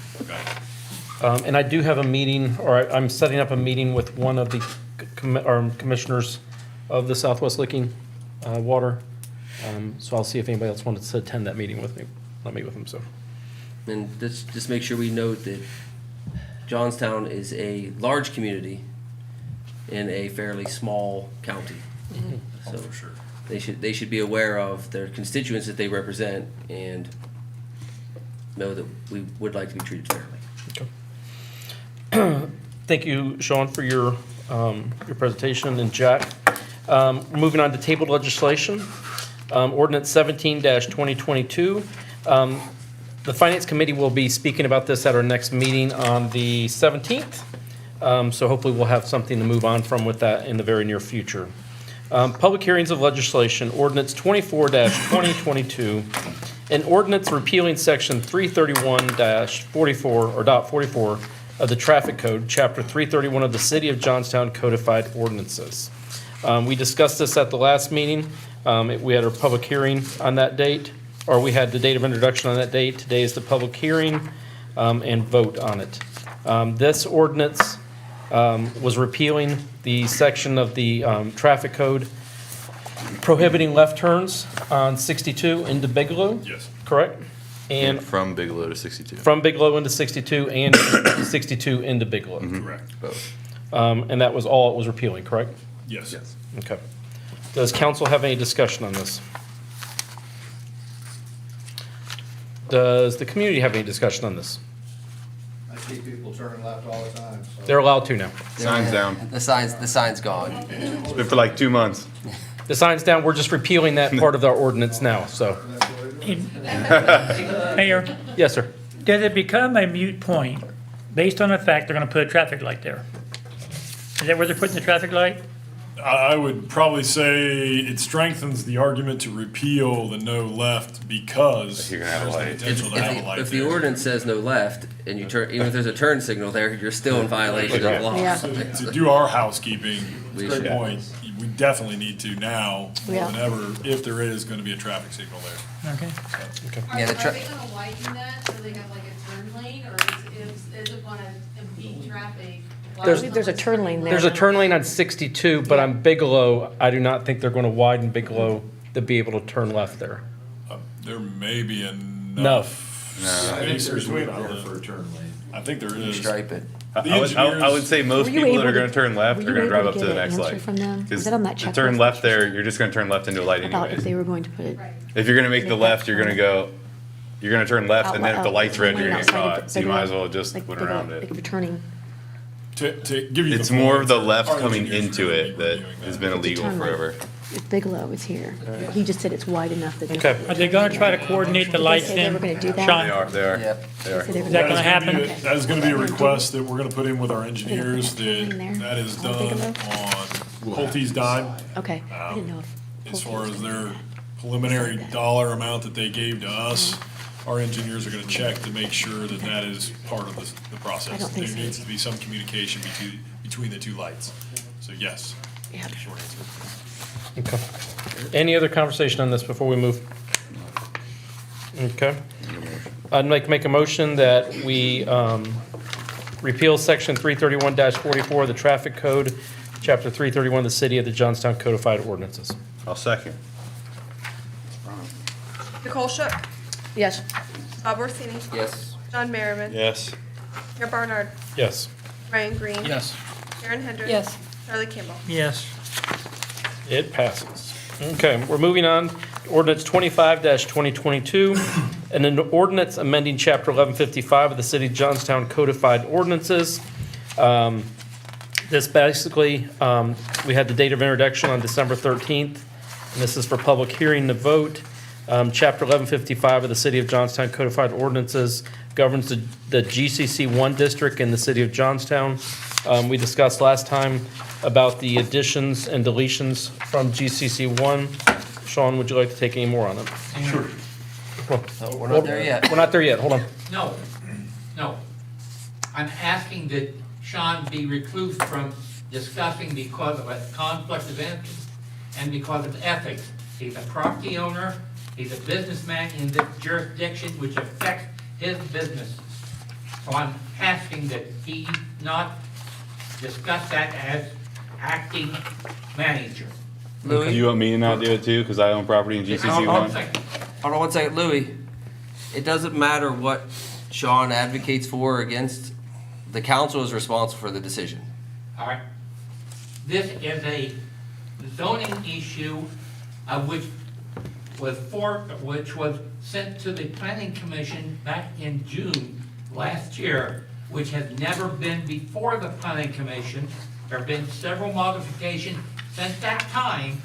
Planning commission has not heard it, they've not acted on it, and it's not appropriate at this point for the council to act on it.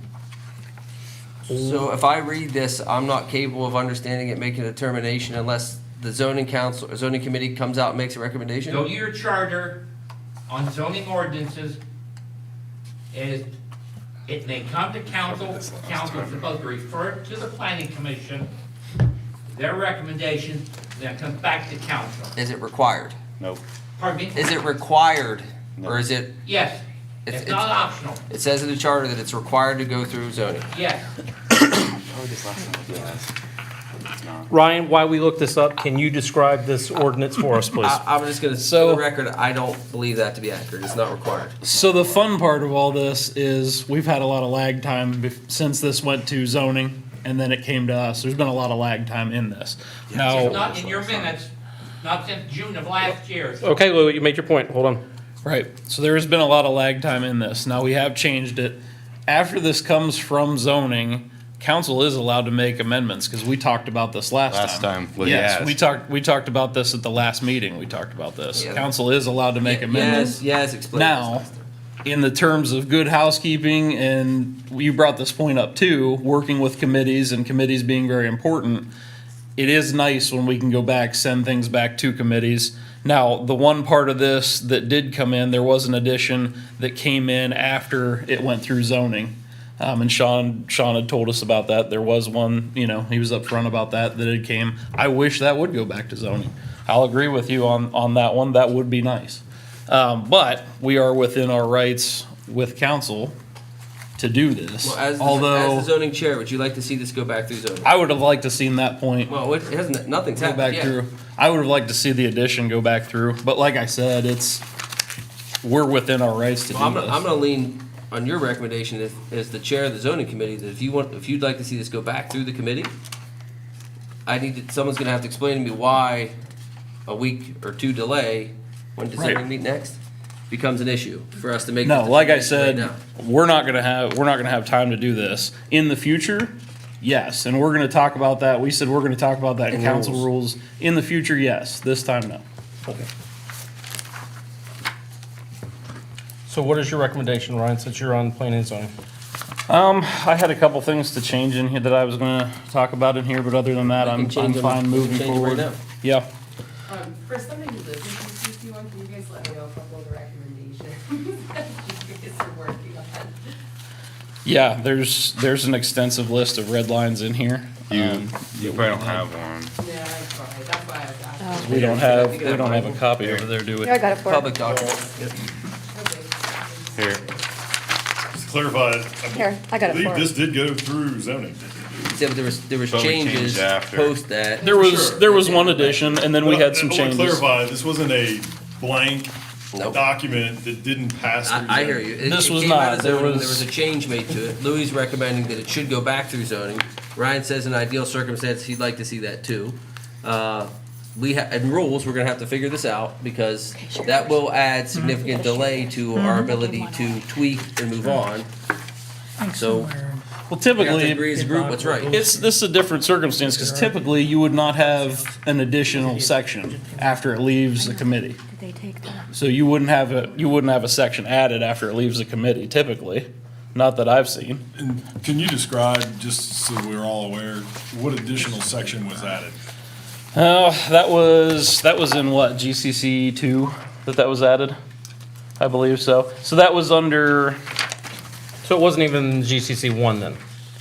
well, this is all kind of. It's all rolled up. Right. It's all gonna kind of be a bundle. It was, so that talked about the additional district development standards in it, or something like that.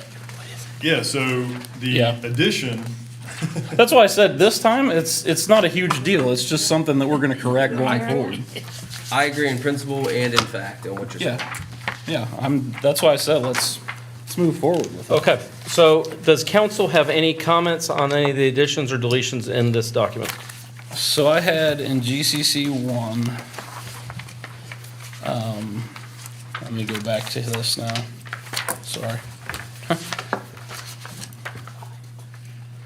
So here in GCC 1, let me go back to this. So under 3 and 4, where it talks about the setbacks in there, if we look at, now this is, obviously this goes back to what I was talking about earlier with design review board and trying to true all this up. Now this is part of a larger project with zoning where we're trying to, we went through zoning, we amended a lot of things. We're going back through now because we had an entire zoning draft that we elected not to come forward with. So we're trying to true everything up now. We're also trying to work with design review to make sure as applications come to the city that they all match up, which is tough to do. It's gonna be part of a larger project. We get that. And as we have the strategic plan come through, it's all gonna match that too.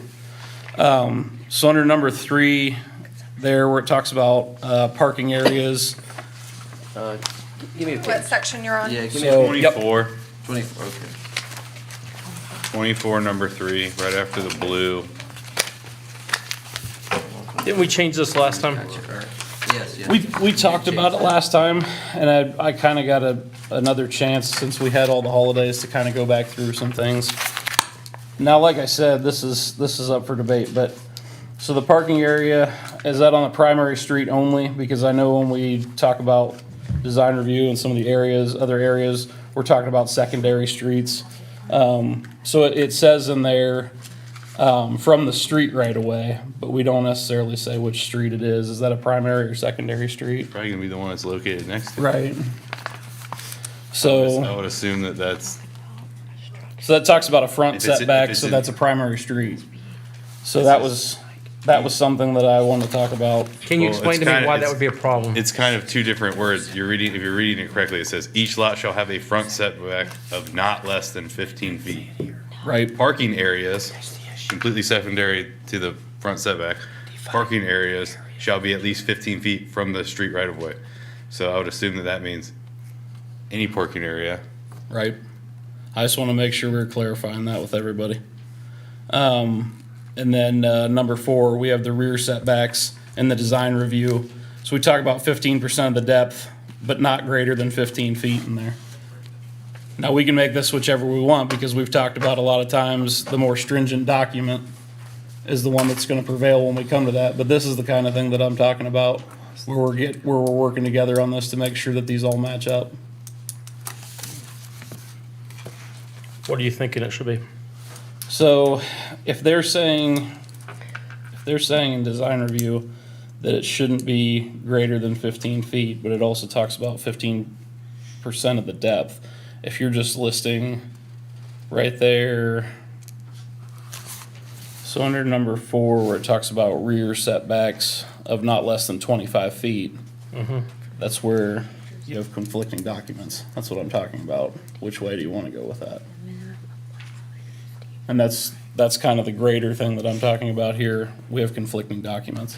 Yeah. And that's been brought So up a the couple design times. review committee I'm is just saying, sitting over here going, wait a minute. You have conflicting documents, so which one do you go with? That's what I'm saying. I'm sitting here trying to do it in my head. I'm like, okay, if you have, yeah, you're, yeah. so if That's where design I'm at. Let's reviews, talk I about know, I'm it. just That's where I'm like- at. Let's talk about it.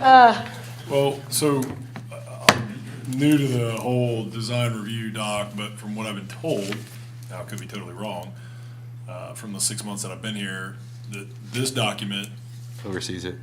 supersedes the design review document. Now, unless These are that's ordinances. incorrect, John sounds like he has more That would be information on correct. it. This, And then you'd have to this read is an the, ordinance. and then you'd have to read the design review, and then I know that when you read the document, it state that the way that they list a lot of the requirements don't always say like, this has to be X. It'll say like, this is what we'd like to see, Yeah. right? Like, I mean, well, so John and I were there when we created design review. So I mean, because some of the that's stuff what we is put a lot of like, this we together, and want- they said the more stringent document prevails, which will be the- in either case. Which sometimes that's design review, and sometimes that's Give an example of, can you give an example of what, what this means. yes, give an example of what this means, like, The rear like a setback? hard yeah. example. So the rear setback. So So this one says Use each lot something shall here. have a rear setback of not less than 25 feet. But give us an example here in So town where when- this, So if you have a lot, There you go, if this thank you. is our yard, Uh-huh, right? We couldn't, and this is the back of our building, it Mm-hmm. has to be at least whatever X distance is. Right. So it's saying each lot shall have we're on rear, a rear setback of not less than 25 feet. So your house can't be 23 feet from the back of your yard, like from where your Got it. rear Property line. lot line is. It has to be at a minimum of 25. Mm-hmm. So most of these are written in the Poison case, so to try to get the control of where somebody's gonna place the building to get uniformity. So you're like, hey, I wanna build my house here, my building here, and then the next person goes, oh, well, I want my house to be behind your house. The next person says, well, I want my house to be behind your house. And then the next thing you know, they don't have a backyard, they don't have a front yard, and it looks weird, we don't like it.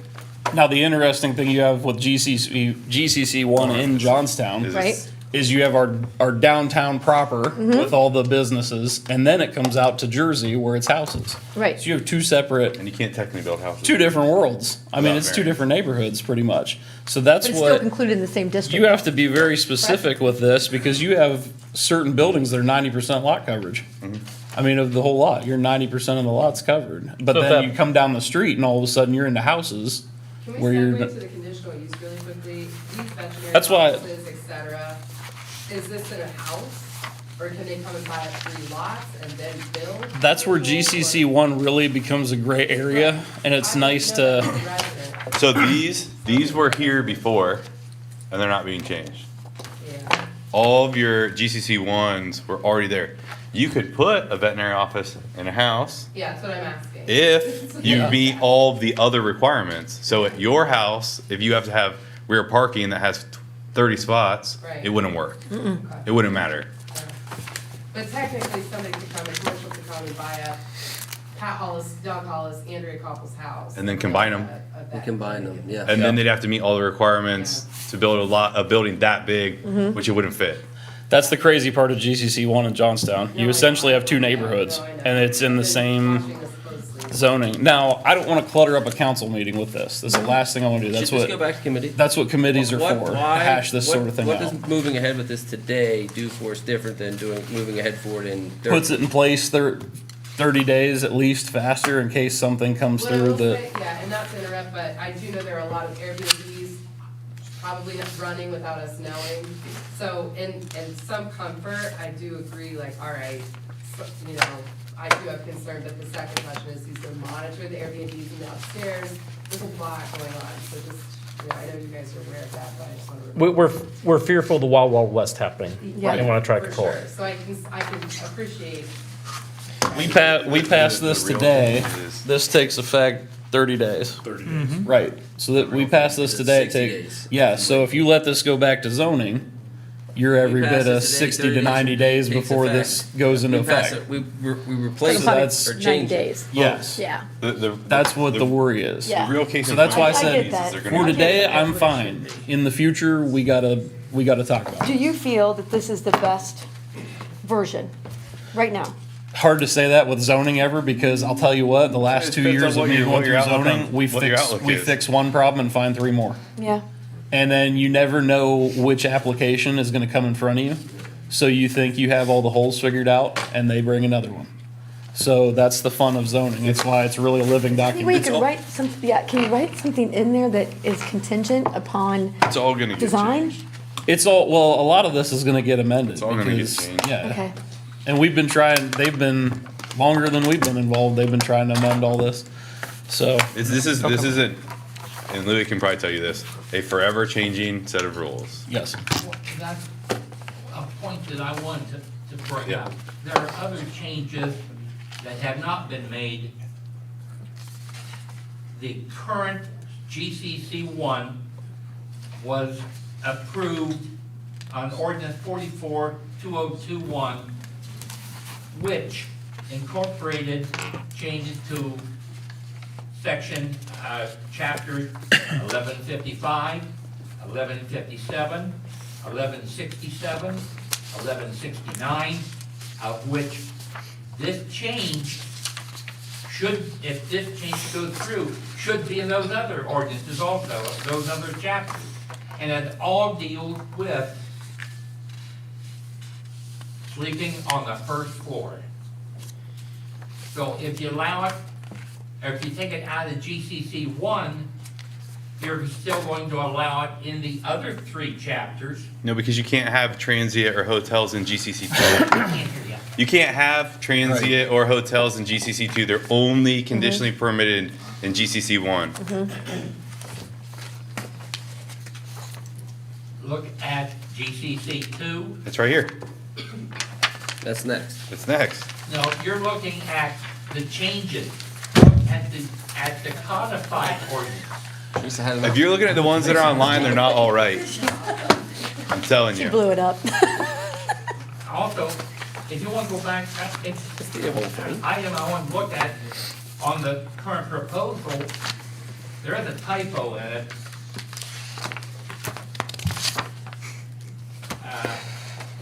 I'm okay with typos, Louis.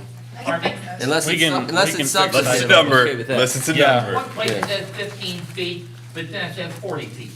Well, there wasn't, any- that's what we were just So discussing. it's right. We were discussing that. Pardon, sir? We were just discussing that.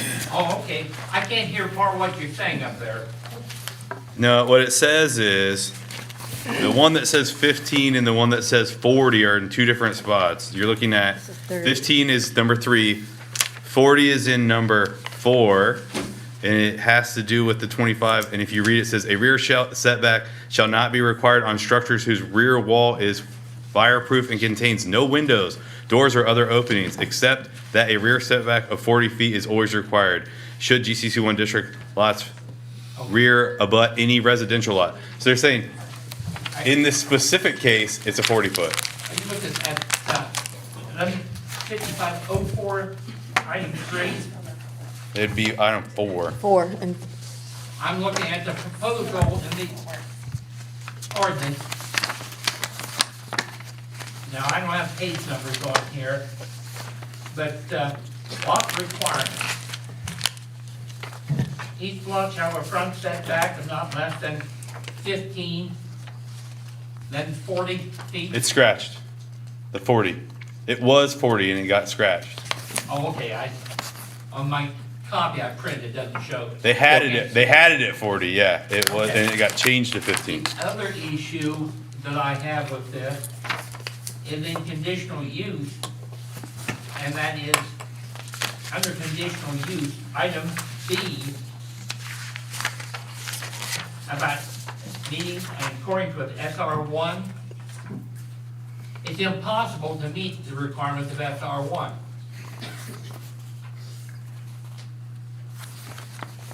I don't know SR1. Wait, where is he? On the page before. SR1 doesn't exist anymore. Under conditional uses, item B. 123, item B. Oh, You can't meet the setbacks, you can't meet the lot size, you can't meet a number of things at SR1 that you have in this updated or proposed. Well, technically speaking, you can't have residential in GCC1. Yeah. And that's why that's in there. GCC1 is a commercial district. You have to get a variance to build a house. I think we were going for the, yeah, You're saying we were going for the square in footage. here- I think we were square footage in bedrooms was the intent of that. Yeah. That's what I'm saying, it needs to go back to the planning commission. This one and It- SR2. I agree that GCC2. we could tighten all these things up. But Pardon me? we can tighten up the details that you're pointing out, which would leave the city exposed to what we currently have on the books for probably 90 days. If zoning jumps on it immediately and gets Which, something in front of which us. the next meeting we've earmarked for other, Yep. for Okay. other tasks. The chairman We just also, said they don't have anything for the next meeting. But he's already earmarked it for something else. we've already earmarked it. Okay, so we've had this for public hearing. This is for public hearing. I need a motion if we want to move this forward. If not, then it needs to go, we need a motion to move it to back to committee. So, Ryan? Is there, I've already brought this, passed it through zoning. I'll allow you guys to make the decision on this. John? What? Would you like to make a motion? I'll make a motion to pass as written. Do I have a second?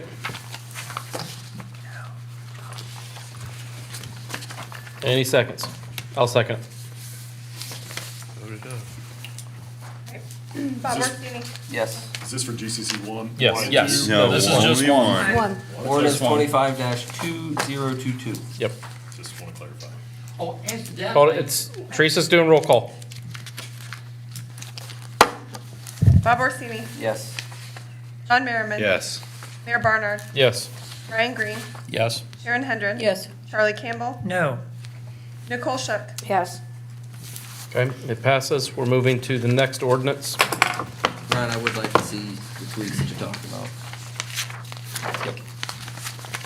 about. The next is ordinance 26-2022, and an ordinance amending chapter 1157 of the City of Johnstown Codified Ordinances. Chapter 1157 of the City of Johnstown Codified Ordinances governs the general community commercial 2, GCC 2 in the City of Johnstown. This item was introduced on December 13th, 2022. We have public hearing and then vote on this ordinance. Do I have anything from council on this ordinance? So on this one, I had, this will be on what page? Sorry. Flipped around in this thing too much tonight. Yeah, D. 28D. 28D, Yeah, that's the one you're gonna talk about. go for it. That's So our, hotel and it's only transit. allowed in Yes, GCC 1. yes, we have that one in there for sure, because that's a big one. So we're deleting item D. Yes. Under 115703, Yes. Yes. D? Strike D. D, strike D. Okay. Anything else? Yep. It's not allowed. And then where we talk about the additional district development standards, number 3. So design review, we have setback as a 30-foot minimum. So and this is 20 feet. So do we want to make that match up at a 30 feet? I'm okay with 30 if anybody else is. And this is also, this is a corridor, most of GCC 2 is in that corridor district. So we want to make that match the corridor district in design review board. That's the only reason I'm bringing that up. Are you guys good with moving to 30?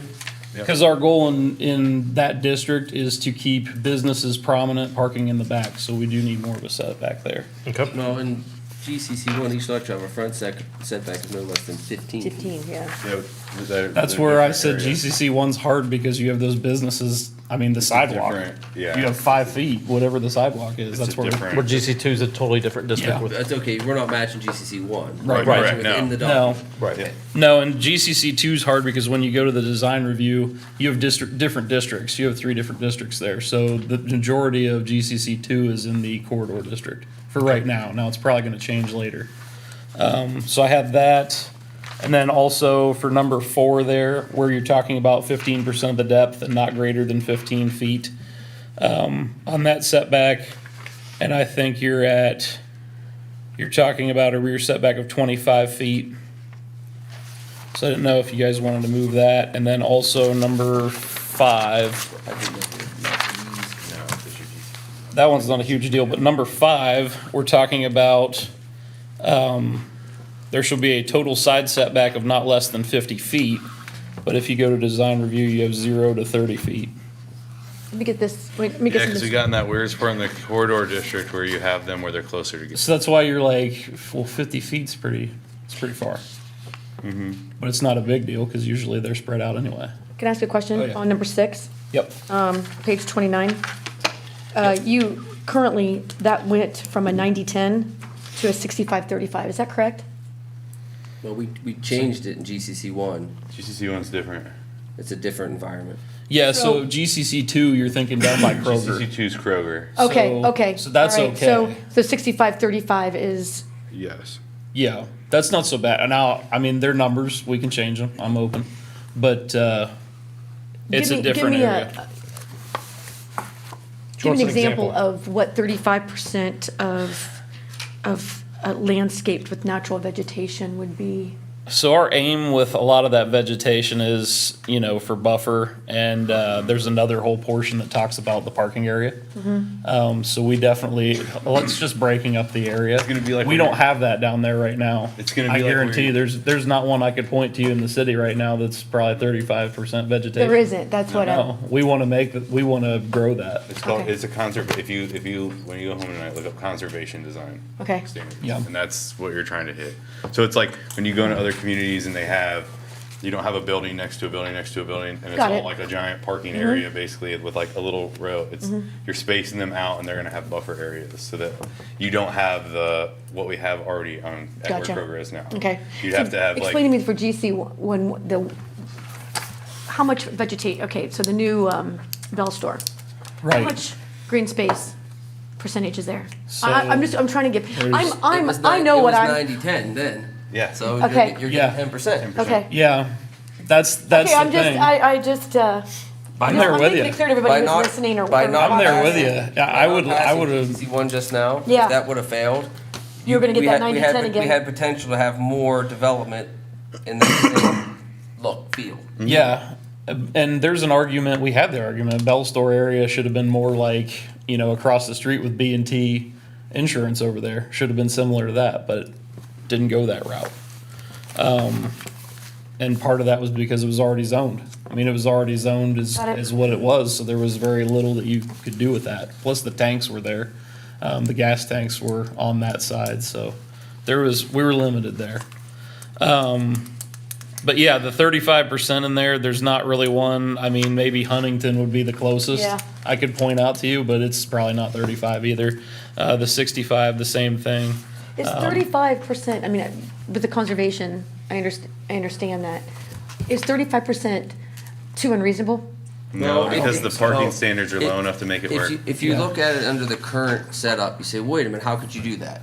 But as that district grows. I get it. As businesses grow past Kroger's and out 162, Mm-hmm. South 62, there's plenty of room to make it the way this document says. Now, based on the current layout, if you tore some stuff down, you'd have challenges. Mm-hmm. But as you move down 62, there's lots of space. You're also with a lot of these is what you're trying to do is allow them to shrink the parking that you don't need. Right. Right. Gotcha. Like, if you're a doctor's office, you don't need 40 spots. Gotcha. You might have the doctors in our downtown area have 2 people in there, and they're not going to see 40 patients at one time.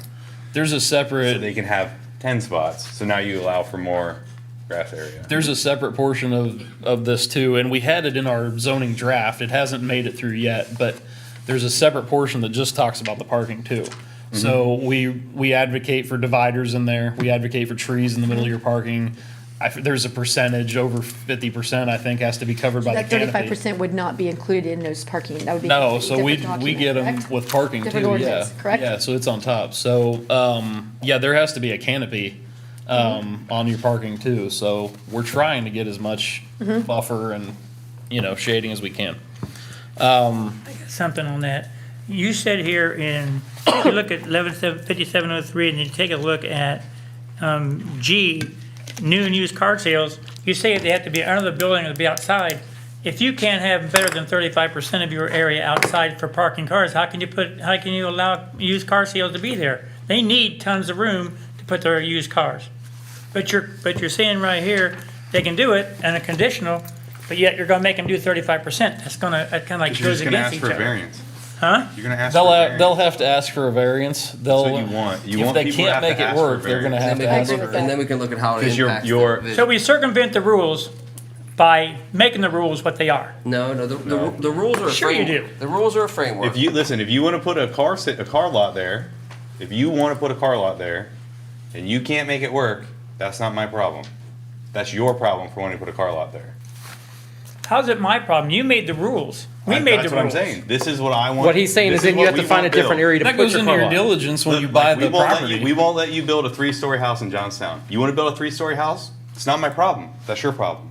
I'm not talking about houses. I'm talking about Right, but what we're saying if you want is, to build if you want to You know, build, and I just don't understand how you're gonna sit here and tell me here's that I have to ask here's for a the- variance here's the to, example.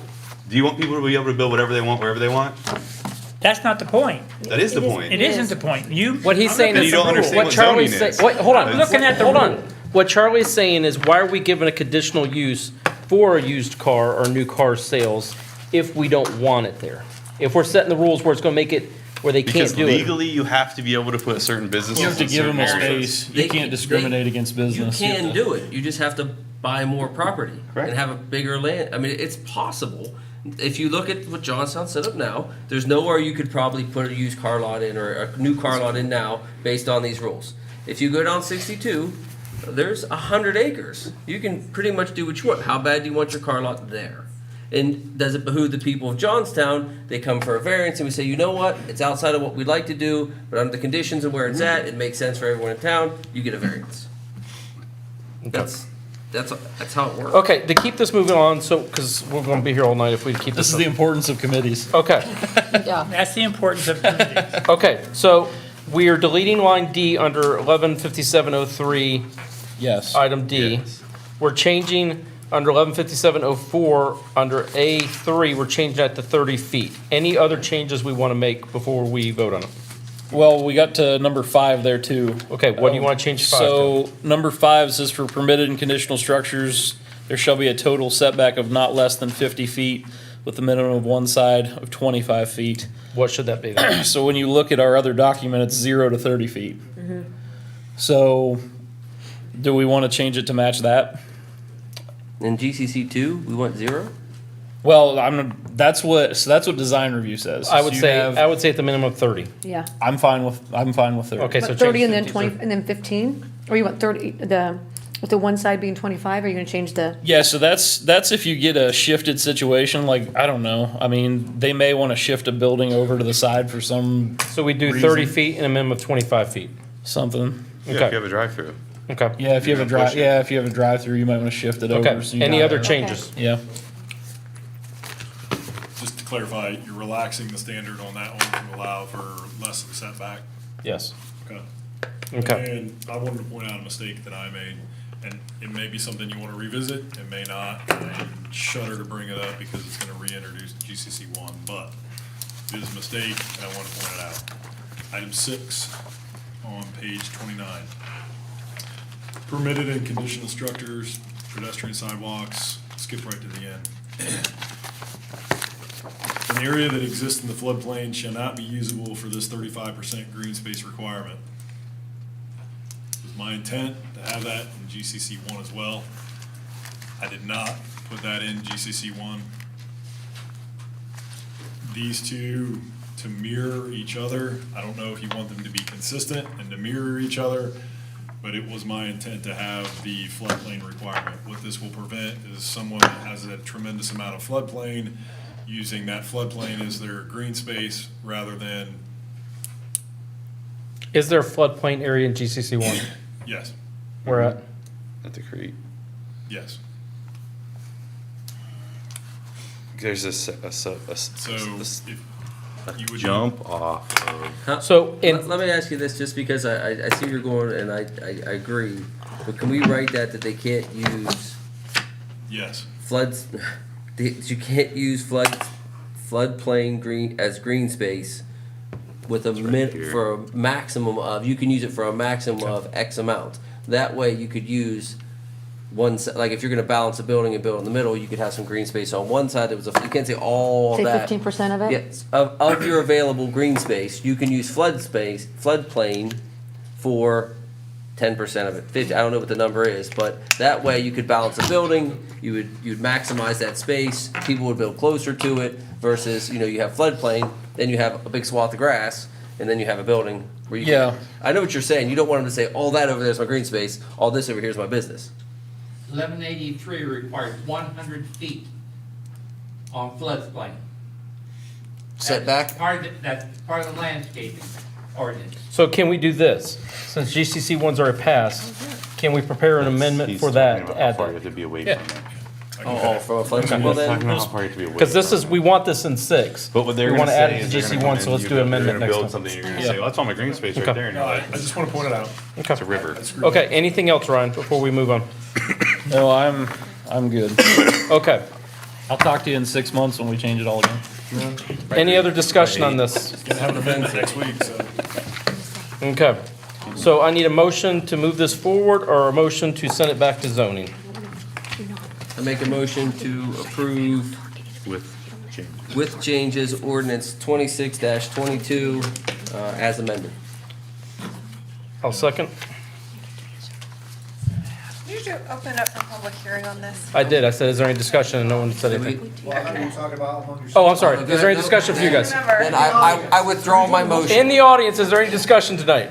Yes, sir. I will say this, based on my observations traveling, states like Maryland, who's adopted this and maybe gone a little overboard, you're driving down the freeway, you can't see any businesses. You pull off the freeway, you can't see where anything is, because there's trees, shrubs, whatever. You have to drive around looking for the place you saw on a sign on the freeway before you find it. So you can go overboard. And I say this, you plant the trees beside the road and the sidewalk, the roots tear up the sidewalk, the trees grow to power lines. You're just wasting. Well, in that instance with the trees that we're seeing down 62, the trees that were planted there are trees that will not, the roots are not meant to mess with the sidewalk and they're not meant to grow. So we're trying to be smart in our approach of what trees we plant and that we allow plant, and that went through the tree ordinance so that trees don't cause that problem anymore. But I think you can go overboard. You can go overboard. Absolutely. I mean, the front setbacks here are 30 feet. We're farther than that apart. Would you be able to see me if I was building?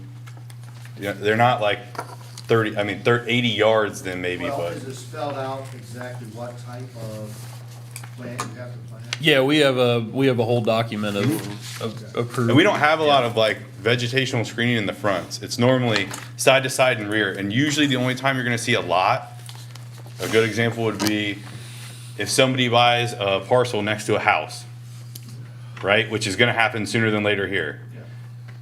We're making stringent requirements on the area in between your house and that business. Would you put up a fence before you planted shrubs and trees? You could do a fence, but then when they don't maintain it in 3 years and it has half fallen Fences are down, dangerous. like the one on 62 right now, do you want to look at it if you're the person that owns the house, or would you rather look at pine trees? We talked about that. Or trees that are maintained, you still have to maintain the tree. But then we have a landscaping ordinance that tells you that you have to maintain it. Well, you should, but then enforce the maintaining of the fence then. I mean, I don't understand what the difference is. And that's where we've got to get as a city, is enforcing, making sure all our laws and regulations are enforced. That's what we're working towards. You have the guy, here's a prime example, the guy right here that has his house up for auction, right behind the gas station. Why do you think it's for auction? Behind the gas, behind the bell store, you mean? Yeah. You know what I mean? If he had a 50 or 60-foot buffer with vegetation in between where he doesn't have to look at it, he might not want to sell his house. But if he just had a fence, he'd still hear it. You're not wrong. You're not wrong. It's just whatever, to try to get the best for the person that has to live next to it is the reason why. Ideally, fence will 10 work, years but ago, then maybe you hear process it. could have started, but now this is reactive and proactive a little bit with the intention of being much more proactive moving forward. Really, these are designed to stop development like the Bell Store. Not that I have anything, they didn't do anything wrong. They absolutely followed the rules and did what they could. But the people that live around that, as that continues, what's gonna stop someone from buying 3 houses in GCC 1 just down the street from Durko's, tearing them out and building on the lot lines? So now the neighbor on either side or one side literally has a strip of grass between their house and you name the store. Nothing will stop that at all. Right, The same reason that this will we stop live on that. 62 and Clover Valley, nothing's gonna stop all that development coming up. We're gonna have to move. We know that. But we're trying to put ordinances in place to stop that within the city. That's not necessarily true, because 1183 is under the sole discretion of the landscape architect. Okay, so any other public the comment? landscape architect, Louis. Pardon me? You love the landscape architect. Any, Council never give the job description, they don't have a position, they don't have a pay scale, but you got a requirement. You also don't have funding. okay, any other public comment Funding, on this subject? Is there any more public comment on this subject? No. Okay, Teresa? No, I put through my motion, so we can go back to it. I make a motion to approve ordinance 26-2022 as amended. A second. Thank you. Sean Merriman, Yes. Mayor Barnard, Yes. Ryan Green, Yes. Sharon Hendrick. Yes. Kelly Campbell, Yes.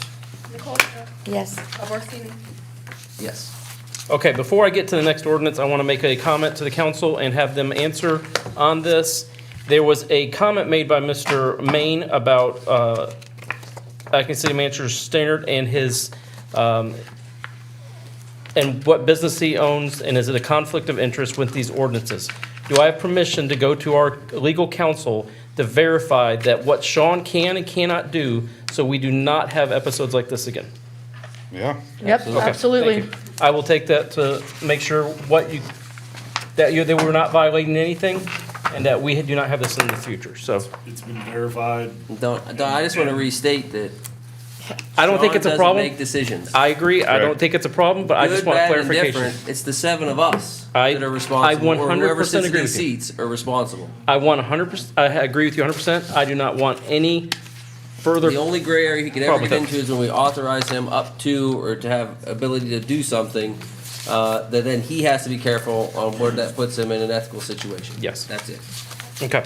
Next on the agenda is Resolution 2023-01, a resolution authorizing the city manager to enter into an agreement with Strategic HR Business Advisors.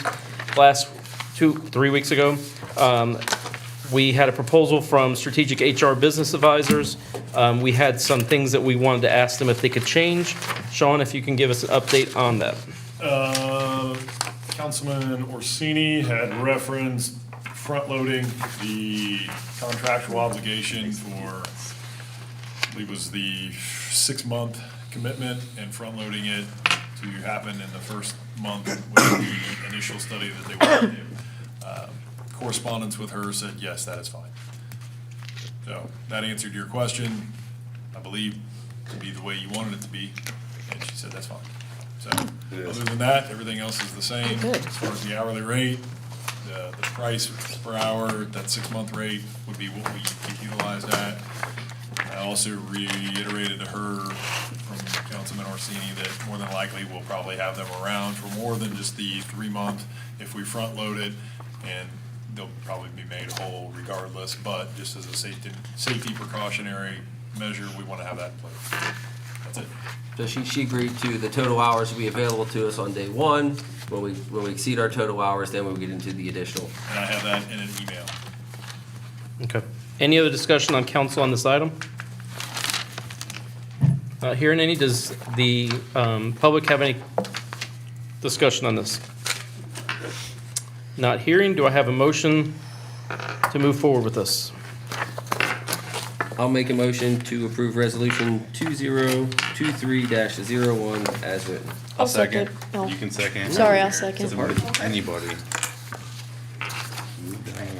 Mayor Barnard, Yes. Ryan Green, Yes. Karen Hendren. Yes. Charlie Campbell, Yes. Sue Colsha, Yes. Bob Orsini. Yes. John Merriman. Yes. It is in this contract under item B, in case you did want to review it. Specifically spells out from them. We now have an HR staff. You have HR again. We're filling in Well, as soon positions. as I get a contract signed. Filling in positions, we like it. The last resolution tonight is 2023-02, a resolution authorizing the city manager to enter into an agreement with Leafy Dell Properties LLC. Mr. Stainer, can you explain this to us? Sure. During the discussion with Coughlin, who's doing the apartments, there's been a lot of discussion, but specifically whenever a traffic study was requested, they did the traffic study, and it came up that their impact on that particular subdivision as a whole would be 4%. So a calculated number had been given to us by the state of Ohio based on a traffic signal being put in there. We looked at, I think, 2025 or 26, that got actually pushed back. That's a whole nother conversation. But we utilized that number, and then we backloaded it into the 4%. And a request was made to Coughlin that they would participate this much financially towards that project. They agreed to that, and we've been back and forth with legal counsel, communicating, drafting something that was agreeable to both parties. Yaz had his fingerprints on this as well. This is the end product of that. This will allow us to engage in the contract to receive, I think it's in here, 77,000 and some change. And then that will allow the commitment to this particular project to be done. The only part that I want to highlight in here, this agreement, enter into this, there is a timeline that we have to perform the traffic light. I purposely left that blank. There it is. Number 4, page 35, in the event the project is not approved or initiated by the council on or before, the LLC contributions will be returned. It's left blank. I'm gonna probably put in there a pretty long date. Yeah, 2030. My mind. Yeah. At least. I like where your head's at. If we think if it got pushed to 2026, let's at least go 2030. I'd say like 2033 in case the state hadn't have any With money. and whatever they you give it want. to us. I had left it blank for this. I mean, seriously, the only reason why that statement is because we're not performing the work. Oh, absolutely. So Well, we are, but it's a partnership. it's a partnership with the state, so it's an unfair assessment on ourselves to say, well, yeah, well, we'll do it by then because we're not doing it. Because we're not Absolutely. doing all of it, so we can't That- force them that's to the come reason it got pave pushed back already is the road because for us. Some of the partnerships, they had to push it in their budget, so I'm completely fine. I specifically left it blank. I was uneasy that that was even in there, but Let's just leave it blank. They don't want their money tied up forever. they want They just their wanna make money sure to it be happens. utilized towards that specific project to benefit the residents and their investment into that area. And none of us Investment is an back that. argument, I'm sure, amongst people. I don't discredit that argument, but it is what it is. It So, should have just been worded. 2033, is that the number right here that I'm gonna write in? I'm even hesitant to say It this. seems, can we add language to this? Yeah, exactly. It needs more. So, first draft, if no work isn't performed by, pick the date, and a start date cannot be negotiated between the parties. Yep. And that gives both parties an easy out, but it also gives the anticipation that we're not super firm on the date because we don't have controls of it. It should be worded in the sense that all parties involved with project. However you want to rewrite Right? this, I Because can't. that's going to be the only Just tell rub me the if we wordsmith don't you do use. it In the event the project is not. If any of the parties involved says they can't do it by a certain date, by said date. by said date, or whatever it is, we're committing things we don't have control of. Exactly. But I do want to signal to them that we do want to enter into an agreement. It's just making a firm date. And of course, they're going to say, well, we're going to give you X amount of dollars, and you're just going to have it into perpetuity. So how do we I think it's an easy conversation of, it's already been pushed back. It got pushed back 3 years. Yeah, they should understand, I mean, there's. Oh, they there do, should- and I they should told them understand. that. That's why it got left blank. How about by I a don't think they certain really date care what's and, included in it. and all involved parties are available to start? Yeah. So it's essentially saying if we drag our feet, we lose the money. Yep. I don't know that you wanna do that, We're not going because to. it's not us dragging our feet. Well, that's why I said all involved parties. Alright. You can't, all involved parties. As long as we, It's as long not as we, legal yeah, as long as we're. terminology. I'm It's fine not. with the date, as long as they know that It's date. very, might it's move. very generic. I like it. That's a great one to argue. Who are the involved parties? Somebody gonna sign that. Nobody's gonna sign that with that. Still, Nobody. what do you want me to word this? So let's get a date first. 20 what? I would just give, we need at least a buffer on what the state is already committing to, because they have already moved it. I would agree. So just And you don't, 2 we years don't know after what, we what don't the know what state their said. money is gonna look like in 3 years, So they're on 2027 today. 2026. 2026 It was supposed to be I think next year. 2030 is reasonable. Yeah, I Yeah. do too. Yeah. 2030 is fine, yeah. Okay, so By 2030. 2030, we may have a whole different situation. I'm not gonna say worst case scenario, you gotta give back the Well, money. here, It's- okay. You didn't do the project. Wait, here's the other sort, let me look at it 1 second. Did they write it in the way that we can spend their funds on it this year? Yeah, I mean, you can put it towards engineering. We can put it And towards that's what we, engineering. that's what we budgeted for. And that would be, as long as it doesn't illicitly state in here, Contribution, in the event the project is not approved and or initiated. As long as it's initiated. yeah, it doesn't and have to that's be- fine, it just doesn't have put to be complete. 2030. Which we've Yeah, done, the engineering. which the engineering would be starting. Put 2030 and then we'll spend our money. Yeah. Okay, good. Now, did we ever ask them, kind of a side note, did they ever, December 31st. did they have a contribution originally when they built the first apartment complex in there? No. They never had, so. So they're only contributing for one, even though they're causing two. If we get a we cool can't go there. DeLorean, I can go back and Yeah, I fix know, all the right? mistakes in Johnstown. Well, who was, Well, those are gone. Those are no longer here. Those are no longer Okay, available. so do we have any other conversation on this at council?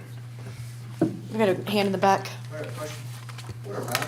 What's the, No. any comment, discussion? It's about Okay, go ahead. Double. At least. I asked if a roundabout would be cheaper than the light.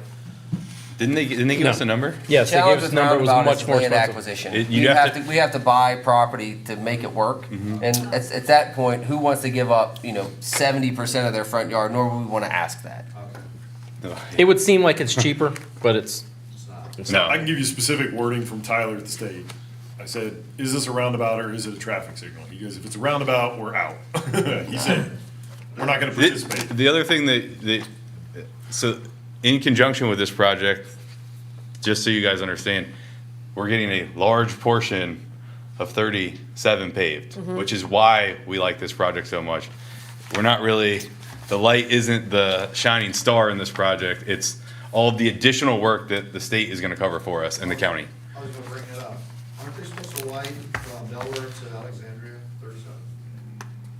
there's been nothing. They've never given us. not in Johnstown. You're on Facebook. Yeah, any Yeah. state highways. Those are through rumors Johnstown that we have proper, never now the been city's privy to. Responsibility. Once you become a city, Yeah, we plow, wouldn't be able to. improvements, maintenance, yeah, all of it. We wouldn't be able to widen in here anyway, unless it's out. In the city But limits, in- probably In not. this specific project, that light's gonna go, there's going to be a lot of 30, how far is it, Jack knows? All the paving for 37, it's, They're gonna resurface it. They're gonna They're gonna build it. yep, 37, so it's a huge benefit to That was the us last to do this light. communication. Okay, any other discussion on this? I think that was the only thing I had. I wanted to give you a solid number that's in the contract, $77,244. Yep. No sense? Okay, do I have a motion on this? I'll make a motion to approve Engineering. with Sean's date as written. I'll say Sean's date. You wrote it. I'm not hanging for this. With the date of 2030. Yeah. Do I have a second? A second. Frank Green, Yes. Karen Hendren. Yes. Charlie Campbell, Yes, excuse me. Nicole Shook, Yes. Al Orsini, Yes. Don Merriman. Yes. Mayor Barnard. Yes. Okay, we have no introduction of legislation. That moves us to item 13. I'm sorry it's so late. I'm trying to move this forward. Is food truck ordinance discussion continued?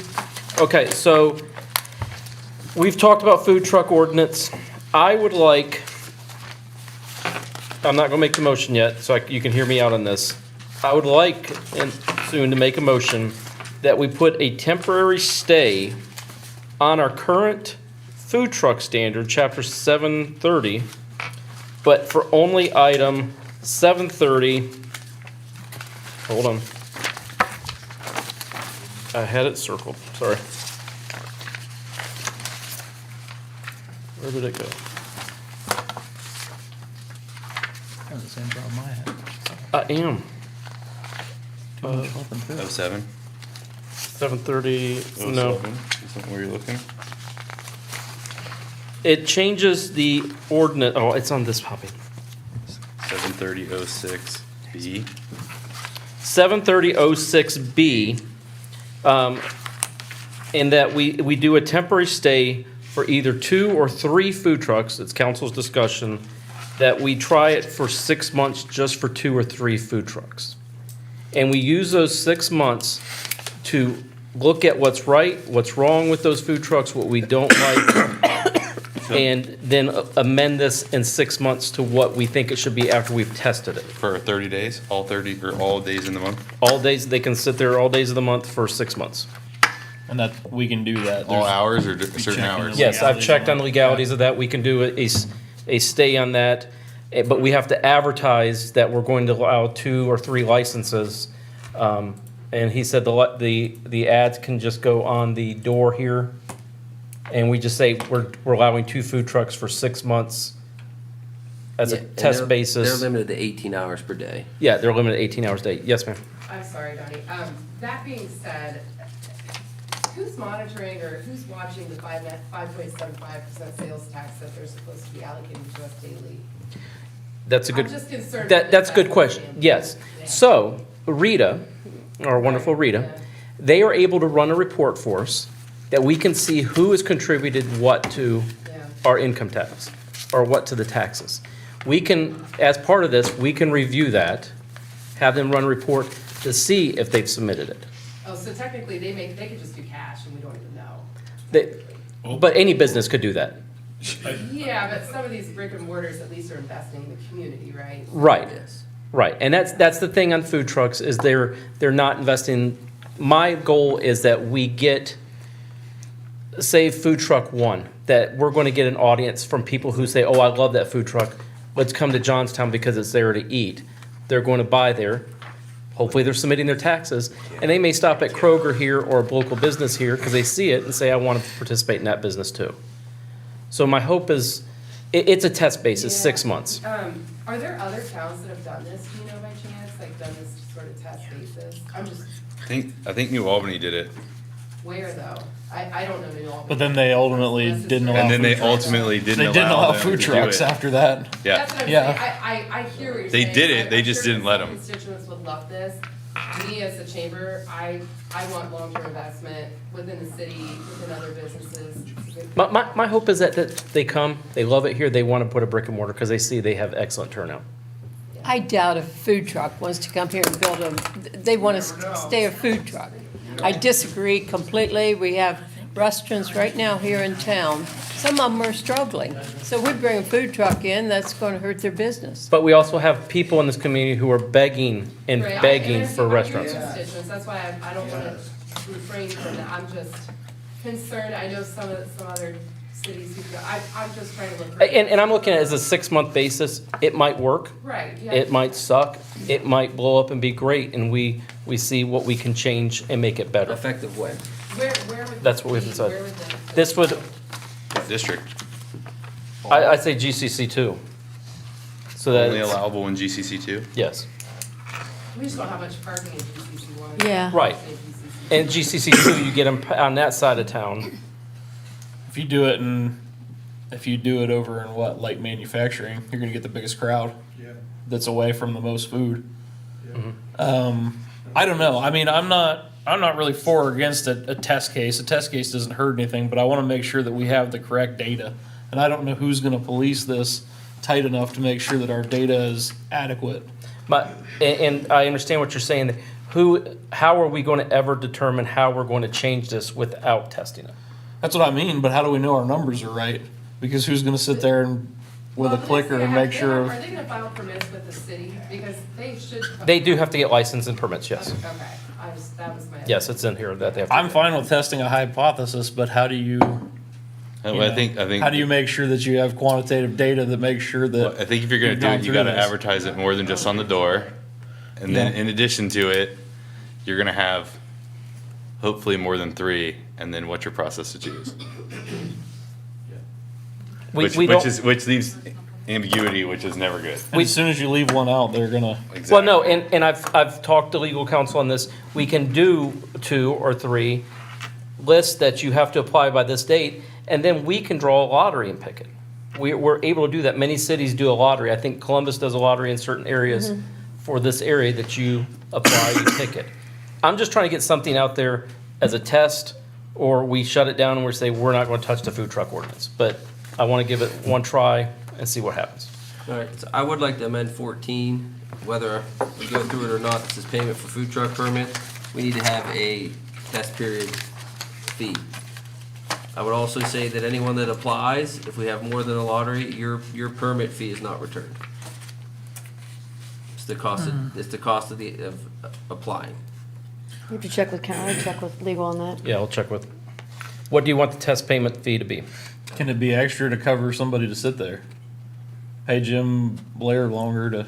What's he gonna sit there and need to I do? don't know. That's all done. I'm just trying to. Permit should cover his position. I'm okay with the trial run, but you have to have data to analyze to I'm know with if it's you. gonna be any good. Well, I mean, I So think $50. How are we getting our? I think the permit fees are too cheap. You have to look at everywhere else. and get Our more data is gonna be, we're gonna talk to our restaurants that are here and say, how much did this affect your business?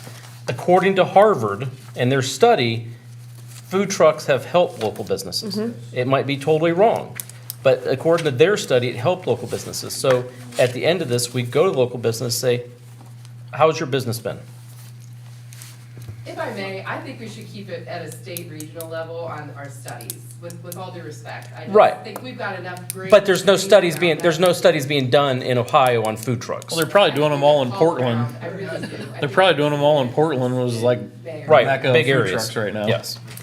So do I have an idea on a test payment fee? I think $10 per operating day. I am in charge of getting food trucks for our events. We charge $100 to come in. $10 is cheap.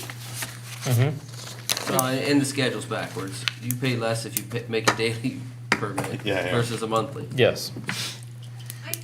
I don't understand why you aren't asking the food trucks themselves, at the end of a week or something like that, or just even stop by and say, how is your business? Are you making your goals? Because they have goals that they need to meet. Well, and to cover their productivity. The easy thing on that, on the food truck, is if they're not meeting their goals, they're gonna leave. Well, yeah, but at the same time, you can ask them, would you consider staying in Johnstown? And, are your numbers where they wanted to be? So that way you would know, at least, you would get some kind of feedback, as well as, the local businesses. Yes, sir. 62 Barbecue started out as a food truck. Jared had a smoker that he traveled around with. And So did Dashing got out of Diner. Business and opened a store. Well, the lady from Ray Ray's, I think, made it clear that she wasn't interested in. Yeah, they don't. The Her food business- truck is their Her business model model. is the food truck. Yes. But we're hoping for Except for others that are border going to make it here Well, they, and build here and create a base here, Two like the working Dashing hours. Diner, like Route 62 Barbecue. The one in Westerville. Okay, so if we do a test payment fee for 6 months of $500, for 6 Yeah, because months. Sharon's saying they don't bat an eyelash at $100 for a day. So so it's $500 for 6 months for their fee. Just so I'm helping Teresa I'm out. lost. What number are we on so that we can make the Page correct- 40 of 43, number 14, payments of food truck permit. It's gonna Daily be, permit is gonna be 500? it's gonna be 500 for the test period. For 6-month test period? Yes. That's something else I'm gonna talk about. When does the test period begin? Because January, February, March isn't exciting for anybody with a food truck. April, a little bit, May, you're Can't getting start till there, May. June, July, you're getting serious.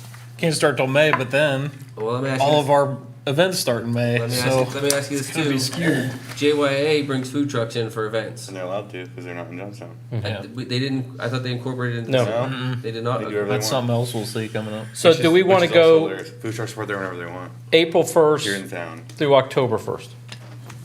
That way you catch the springtime people starting to ride bikes. I might go May 1st to October 31st. When's the car show? I'm gonna go backward here. So September 2nd, Sunday, whatever I that didn't see is. test period written on here, I'm sorry. No, we're writing that in. We're writing it. We're creating it. We're writing the Teresa permit. has to do all these corrections. Yes, I'm writing it for her, so. Okay. It might not even make it that far, So the so. monthly permit's going away at 50, the annual permit at 200. No, those are still staying there. We're adding a test permit, a 6-month test permit fee of $500. Because those rules are gonna be nullified in the first line of the test period that we're adding. And then if we're doing just throwing stuff out there, if we're doing the lottery, and I haven't read through this thing, so maybe it answers it. How is this gonna impede any of the current carnival events that we have? Yeah. If It we're only doesn't. allowing for 3. It's the GCC too, it shouldn't. It shouldn't. These are just for GCT2. These are just, the food trucks at the city are still, they're coming in here for a day or two. Yeah, They're I'm doing thinking their for thing. Fireman's Festival, Yeah. for Yep. fireworks, all that. They're good stuff. doing their own thing. They're still following this under the normal sections.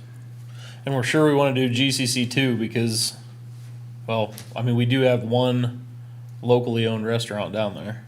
You don't want to move Which it one? to Fiesta Del Rio's down there.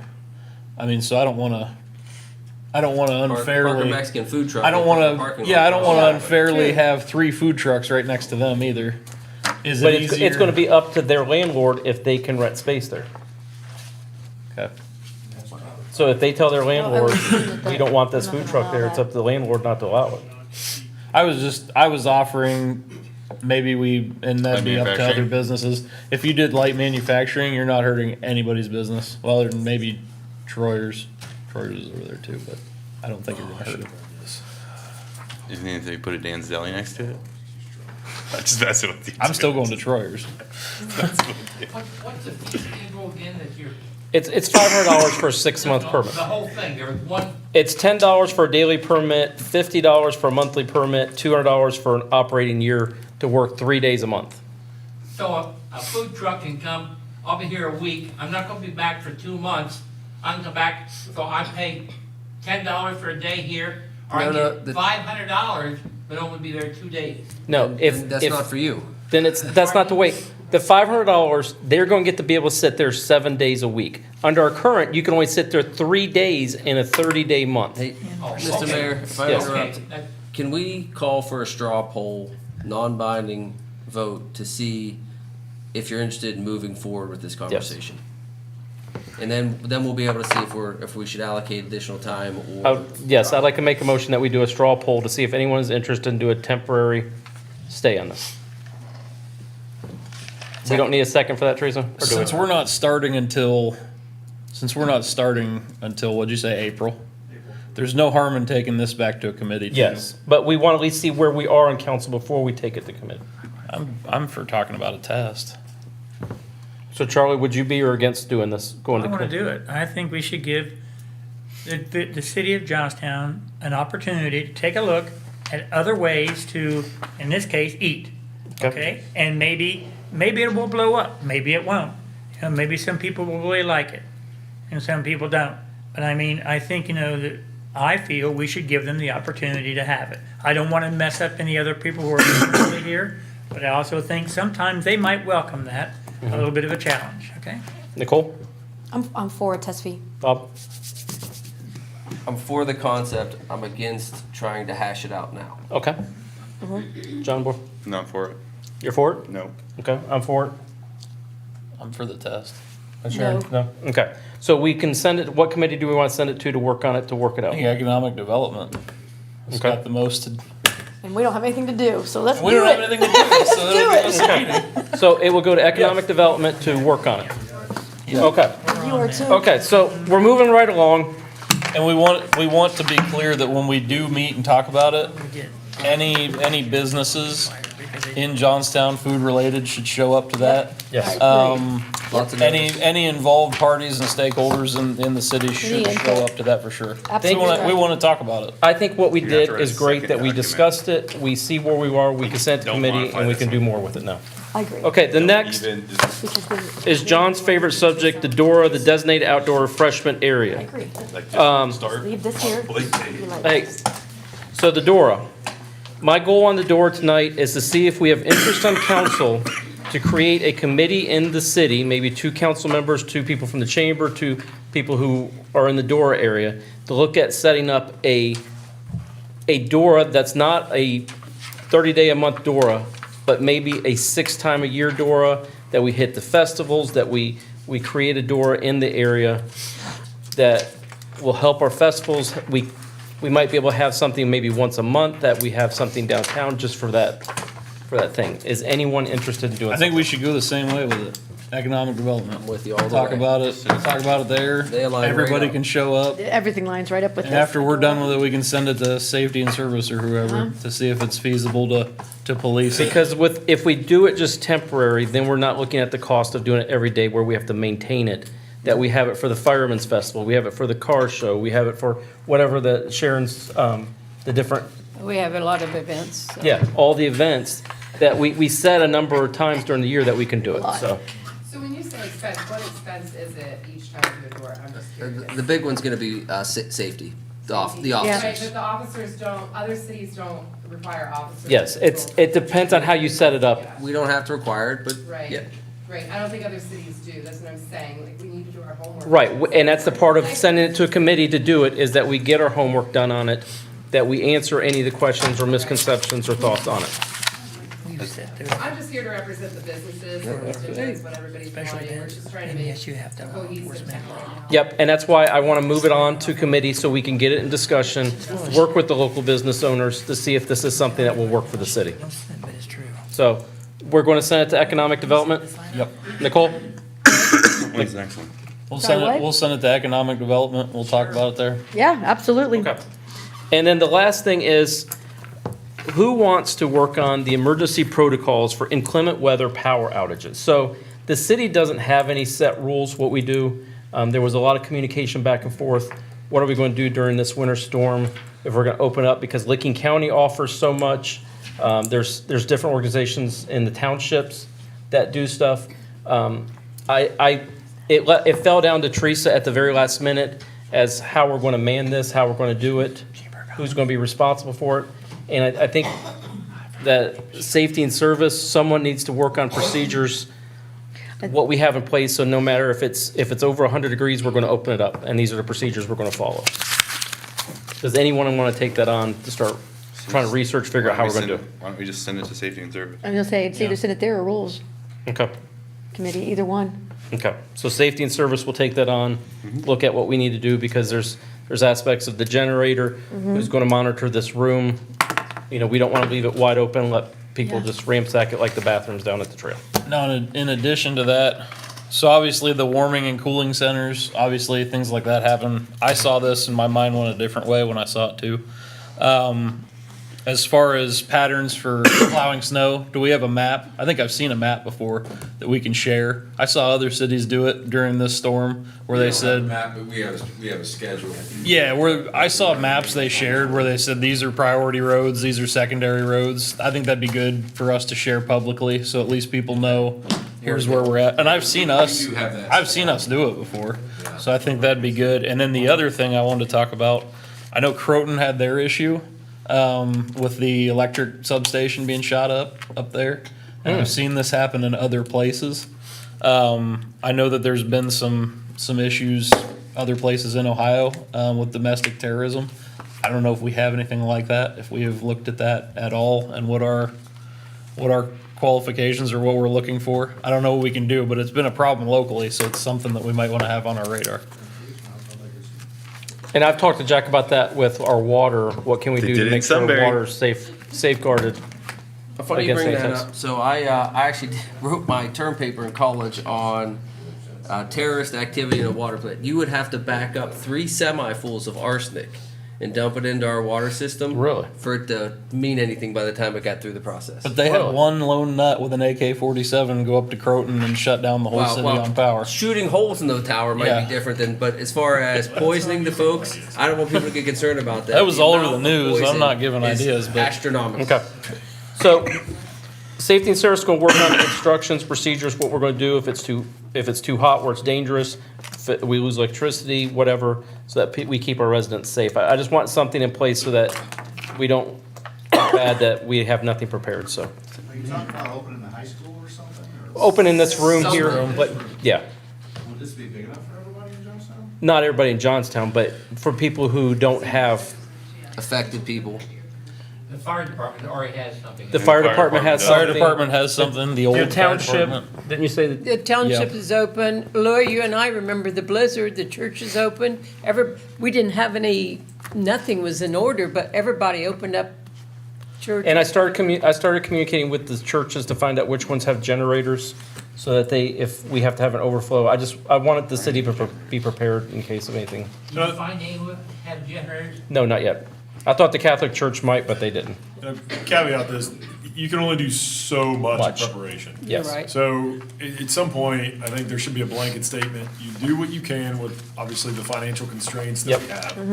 And then you blanket it with all other activities will be given to the county. That's what we did with this particular situation. Whenever the question came up, we didn't have the staff, we didn't have the resources. So rather than opening up our facility that wouldn't be monitored, and we had no staff to monitor it, which is not fair to the citizens that help pay for the building. Right. We deflected to the county. The county provides these services on a larger scale. Yes. They have a much larger budget. They have all the necessary things in place that can handle these things. So that's why we defer to the county. So if part of this plan that is gonna be put into action is deferring to the county, that's totally acceptable. Yep. So. But it's something they should look at and Oh, work on to see absolutely. what is the best direction What for can us. we do from a minimum standpoint with the dollars that we have? So absolutely, I think we can probably do something in identifying that and taking it forward, so. Okay. Do we have any other business tonight? I unfortunately do, and I would not bring it up unless it was important. Everybody's pens So are falling. if you want, I'll go now. Go ahead. Okay. Jack knows where I'm going with this. We gotta get some of this discussion put up here. This goes back to the conversation we had earlier with J1, J2, J3, and J4. So, I'll summarize it as easy as possible. Donnie. I'm watching Jack's face and then I'm Yeah, I know. watching, I'm like. Good luck, he says.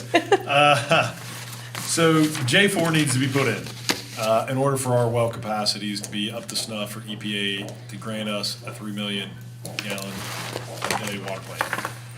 In order for this to happen, we need to act quickly, and then we also have to accommodate the financial component of this. So J4, it needs to be drilled, and there needs to be a test pump put down there. Cost came in at $275. Now, next question, did we bid it out? No, we did not. We haven't agreed to it, and this is the part of the conversation I'm bringing before you. With the circumstances that we have, we do not have to bid this out. We can use professional services. And this has been suggested by our engineer for a couple different reasons. One, the particular well driller that Jack has gotten a number from for $275 is who has done all of the other wells in our current aquifer. Having someone with intimate knowledge of our current aquifer is important because of damage that could be done by another well driller. Getting the lowest bargain basement well driller out there to dig in our aquifer that supplies the city of Johnstown with all of its water may not be the best decision.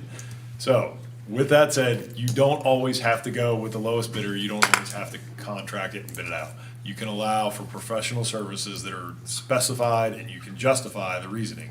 I think that's a pretty good reason. And the engineers can back that up. So, where that leaves us, why do we need to do this in a timely fashion? Because in order for the water plant to continue down the road that it is on, you can either do 90 days, which will allow us to do the bid process, and we can bid it out to everybody, and then they can maybe come back with a lower bid, and we can check the qualifications. The particular individual that we talked to can have it done in about 5 to 6 weeks. So 90 days, potentially, 5 to 6 weeks. Where we're at with our water plant, we need to get this thing up and moving as quickly as possible. This particular individual is who we've used in the past. We feel pretty comfortable with them. I'd never like to be rushed into a situation, but with all of the environment that is around us, the quicker we can get water and sewer, or I'm sorry, quicker we can get a water plant up and running, the better. So that's why I'm bringing this before you, because we don't have the luxury of bidding it. Typically we would. Want to make sure that it's okay with you all, that I'm allowed to use professional services and obligate this individual to start the process and get it done hopefully within 5 to 6 weeks. Any objections, let me know. If not, I will continue down this path. Now, I've also contacted the chairman of finance. 275, we're gonna have to figure out where we're gonna pull that. Right now, I believe it's gonna come from the remainder of the bond that was pulled in 2020 for 5.7 million. There may be some additional funding left in that particular package. I think somewhere in the range of $1 million-ish. It still has to be utilized, and we do have to spend that in a certain amount of time. So we're gonna pull the funds from that. It wouldn't be coming from general fund at all. It would not be coming from general fund. It would actually just be coming from water. This is not a sewer component, so. And that's a debt we already have to pay back. Yep. It's already in the budget. We're just appropriating it. We're just appropriating. So if there's any objections to me moving forward with the professional services and allowing this particular individual to drill it, and it's not an individual, it's a company, to do this, then great. If there is, then let me know and we'll go through the bidding process and I'll get that started at ASAP. Yeah, they're already here, they're already drilling. I say we go with it. You have a site identified? Yeah, J4 will go in between J2 and J3 on the youth league. Belt Park? Belt And you have an Park. agreement with Belt Park, you can drill. Yep, and once that well goes into production, then we have to pay them $1,000. That's in our agreement. Every production well we drill, $1,000 gets donated to Belt Park. No, Maybe they'll fix the walkway with it. I don't know. Not to get off topic, but another good point that Jack brought up is if we can do this sooner rather than later, obviously we are drilling in a park. That park becomes fairly active during the springtime. If we can beat the spring rush, they're never really excited whenever we have to bring in a big rig and do all the drilling and everything else, because that affects obviously their operation. So I think to be obviously as less impact as we can, doing this quicker rather than later is another carrot. Yeah, they don't have a lot of downtime. It's like 3 weeks out of the year. I don't know if they're gonna be using their back portion of their property in the spring this year, so. Well, J4 will be That's placed legit. between the two baseball Sure. diamonds. Yeah. You've got 4 diamonds, you gotta go to the right, J4, I don't know the numbering, but the 2 diamonds to the right, it'd be between the 2 diamonds to the right. So if you hit the drilling rig, it's a home run. So, I mean, it could be fun, but I don't know. No, if we wanna play that game. you'll be on the infield at that point. Yeah. They Foul ball, paved foul through ball. there, so Yeah. that rig's gotta watch. Yeah, But you get access from the side. yeah, we'll pull off from the side. We'll do what we can, but Paved the center. at least we're trying to make it. So I heard no objections. I'm gonna move forward on that. Going once, going twice, sold. Last thing I have, like I said, I hate doing this. I wouldn't do it if it wasn't necessary.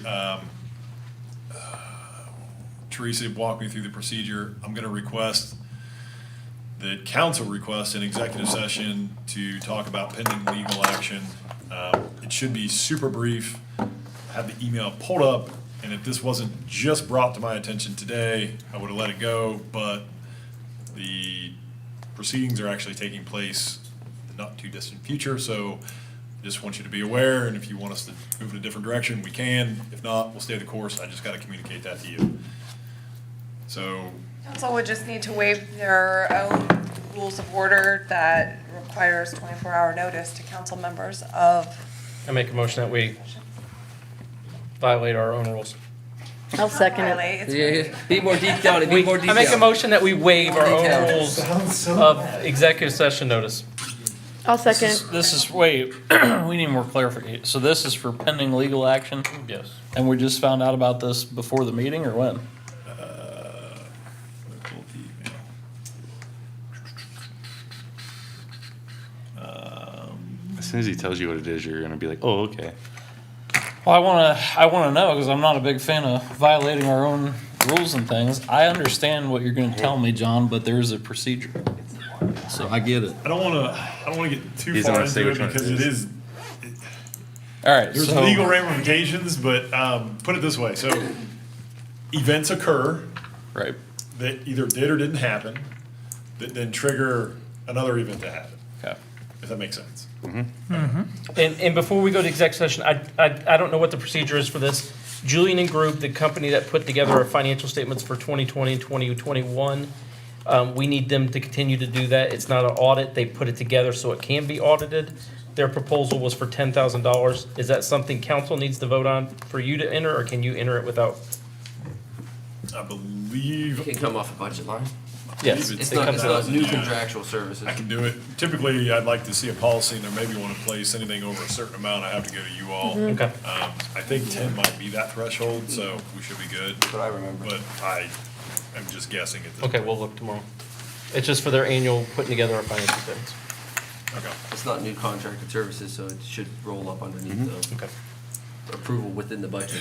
Okay, so I made my motion for waiving our own rules. Nicole seconded. I second it. Who are we inviting? This gotta be council only, Mhm. right?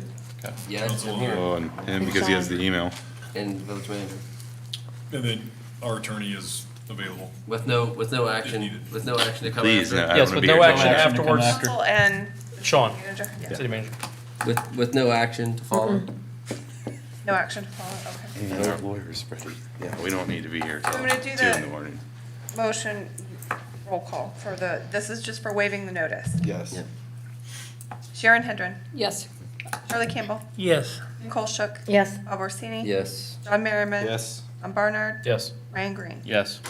I'd like to, let me know when you're ready, Teresa. I'm ready. I'd like to make a motion to enter into executive session with no business to follow for the members of council, including the village manager, to discuss pending legal action. Or imminent legal action. Pending Pending or imminent. imminent, that's fine. Whichever term you use. Thank you for everyone who stayed all night tonight. Second. I'll second. Thank you. Charlie Campbell, Yes. Nicole Shook, Yes. Bob Orsini. Yes. John Merriman. Yes. Mayor Barnard. Yes. Ryan Green. Yes. Sharon Hendren. Yes. Are you gonna stay in here? Yes. Mhm. Yep. Yeah. Okay, then we'll all go. All right. Great, okay. Thank you all. Thanks, Louie. Get out. I got a comment before you run out, Yes. and that is, all concerned about this bedroom on the first go far without this. floor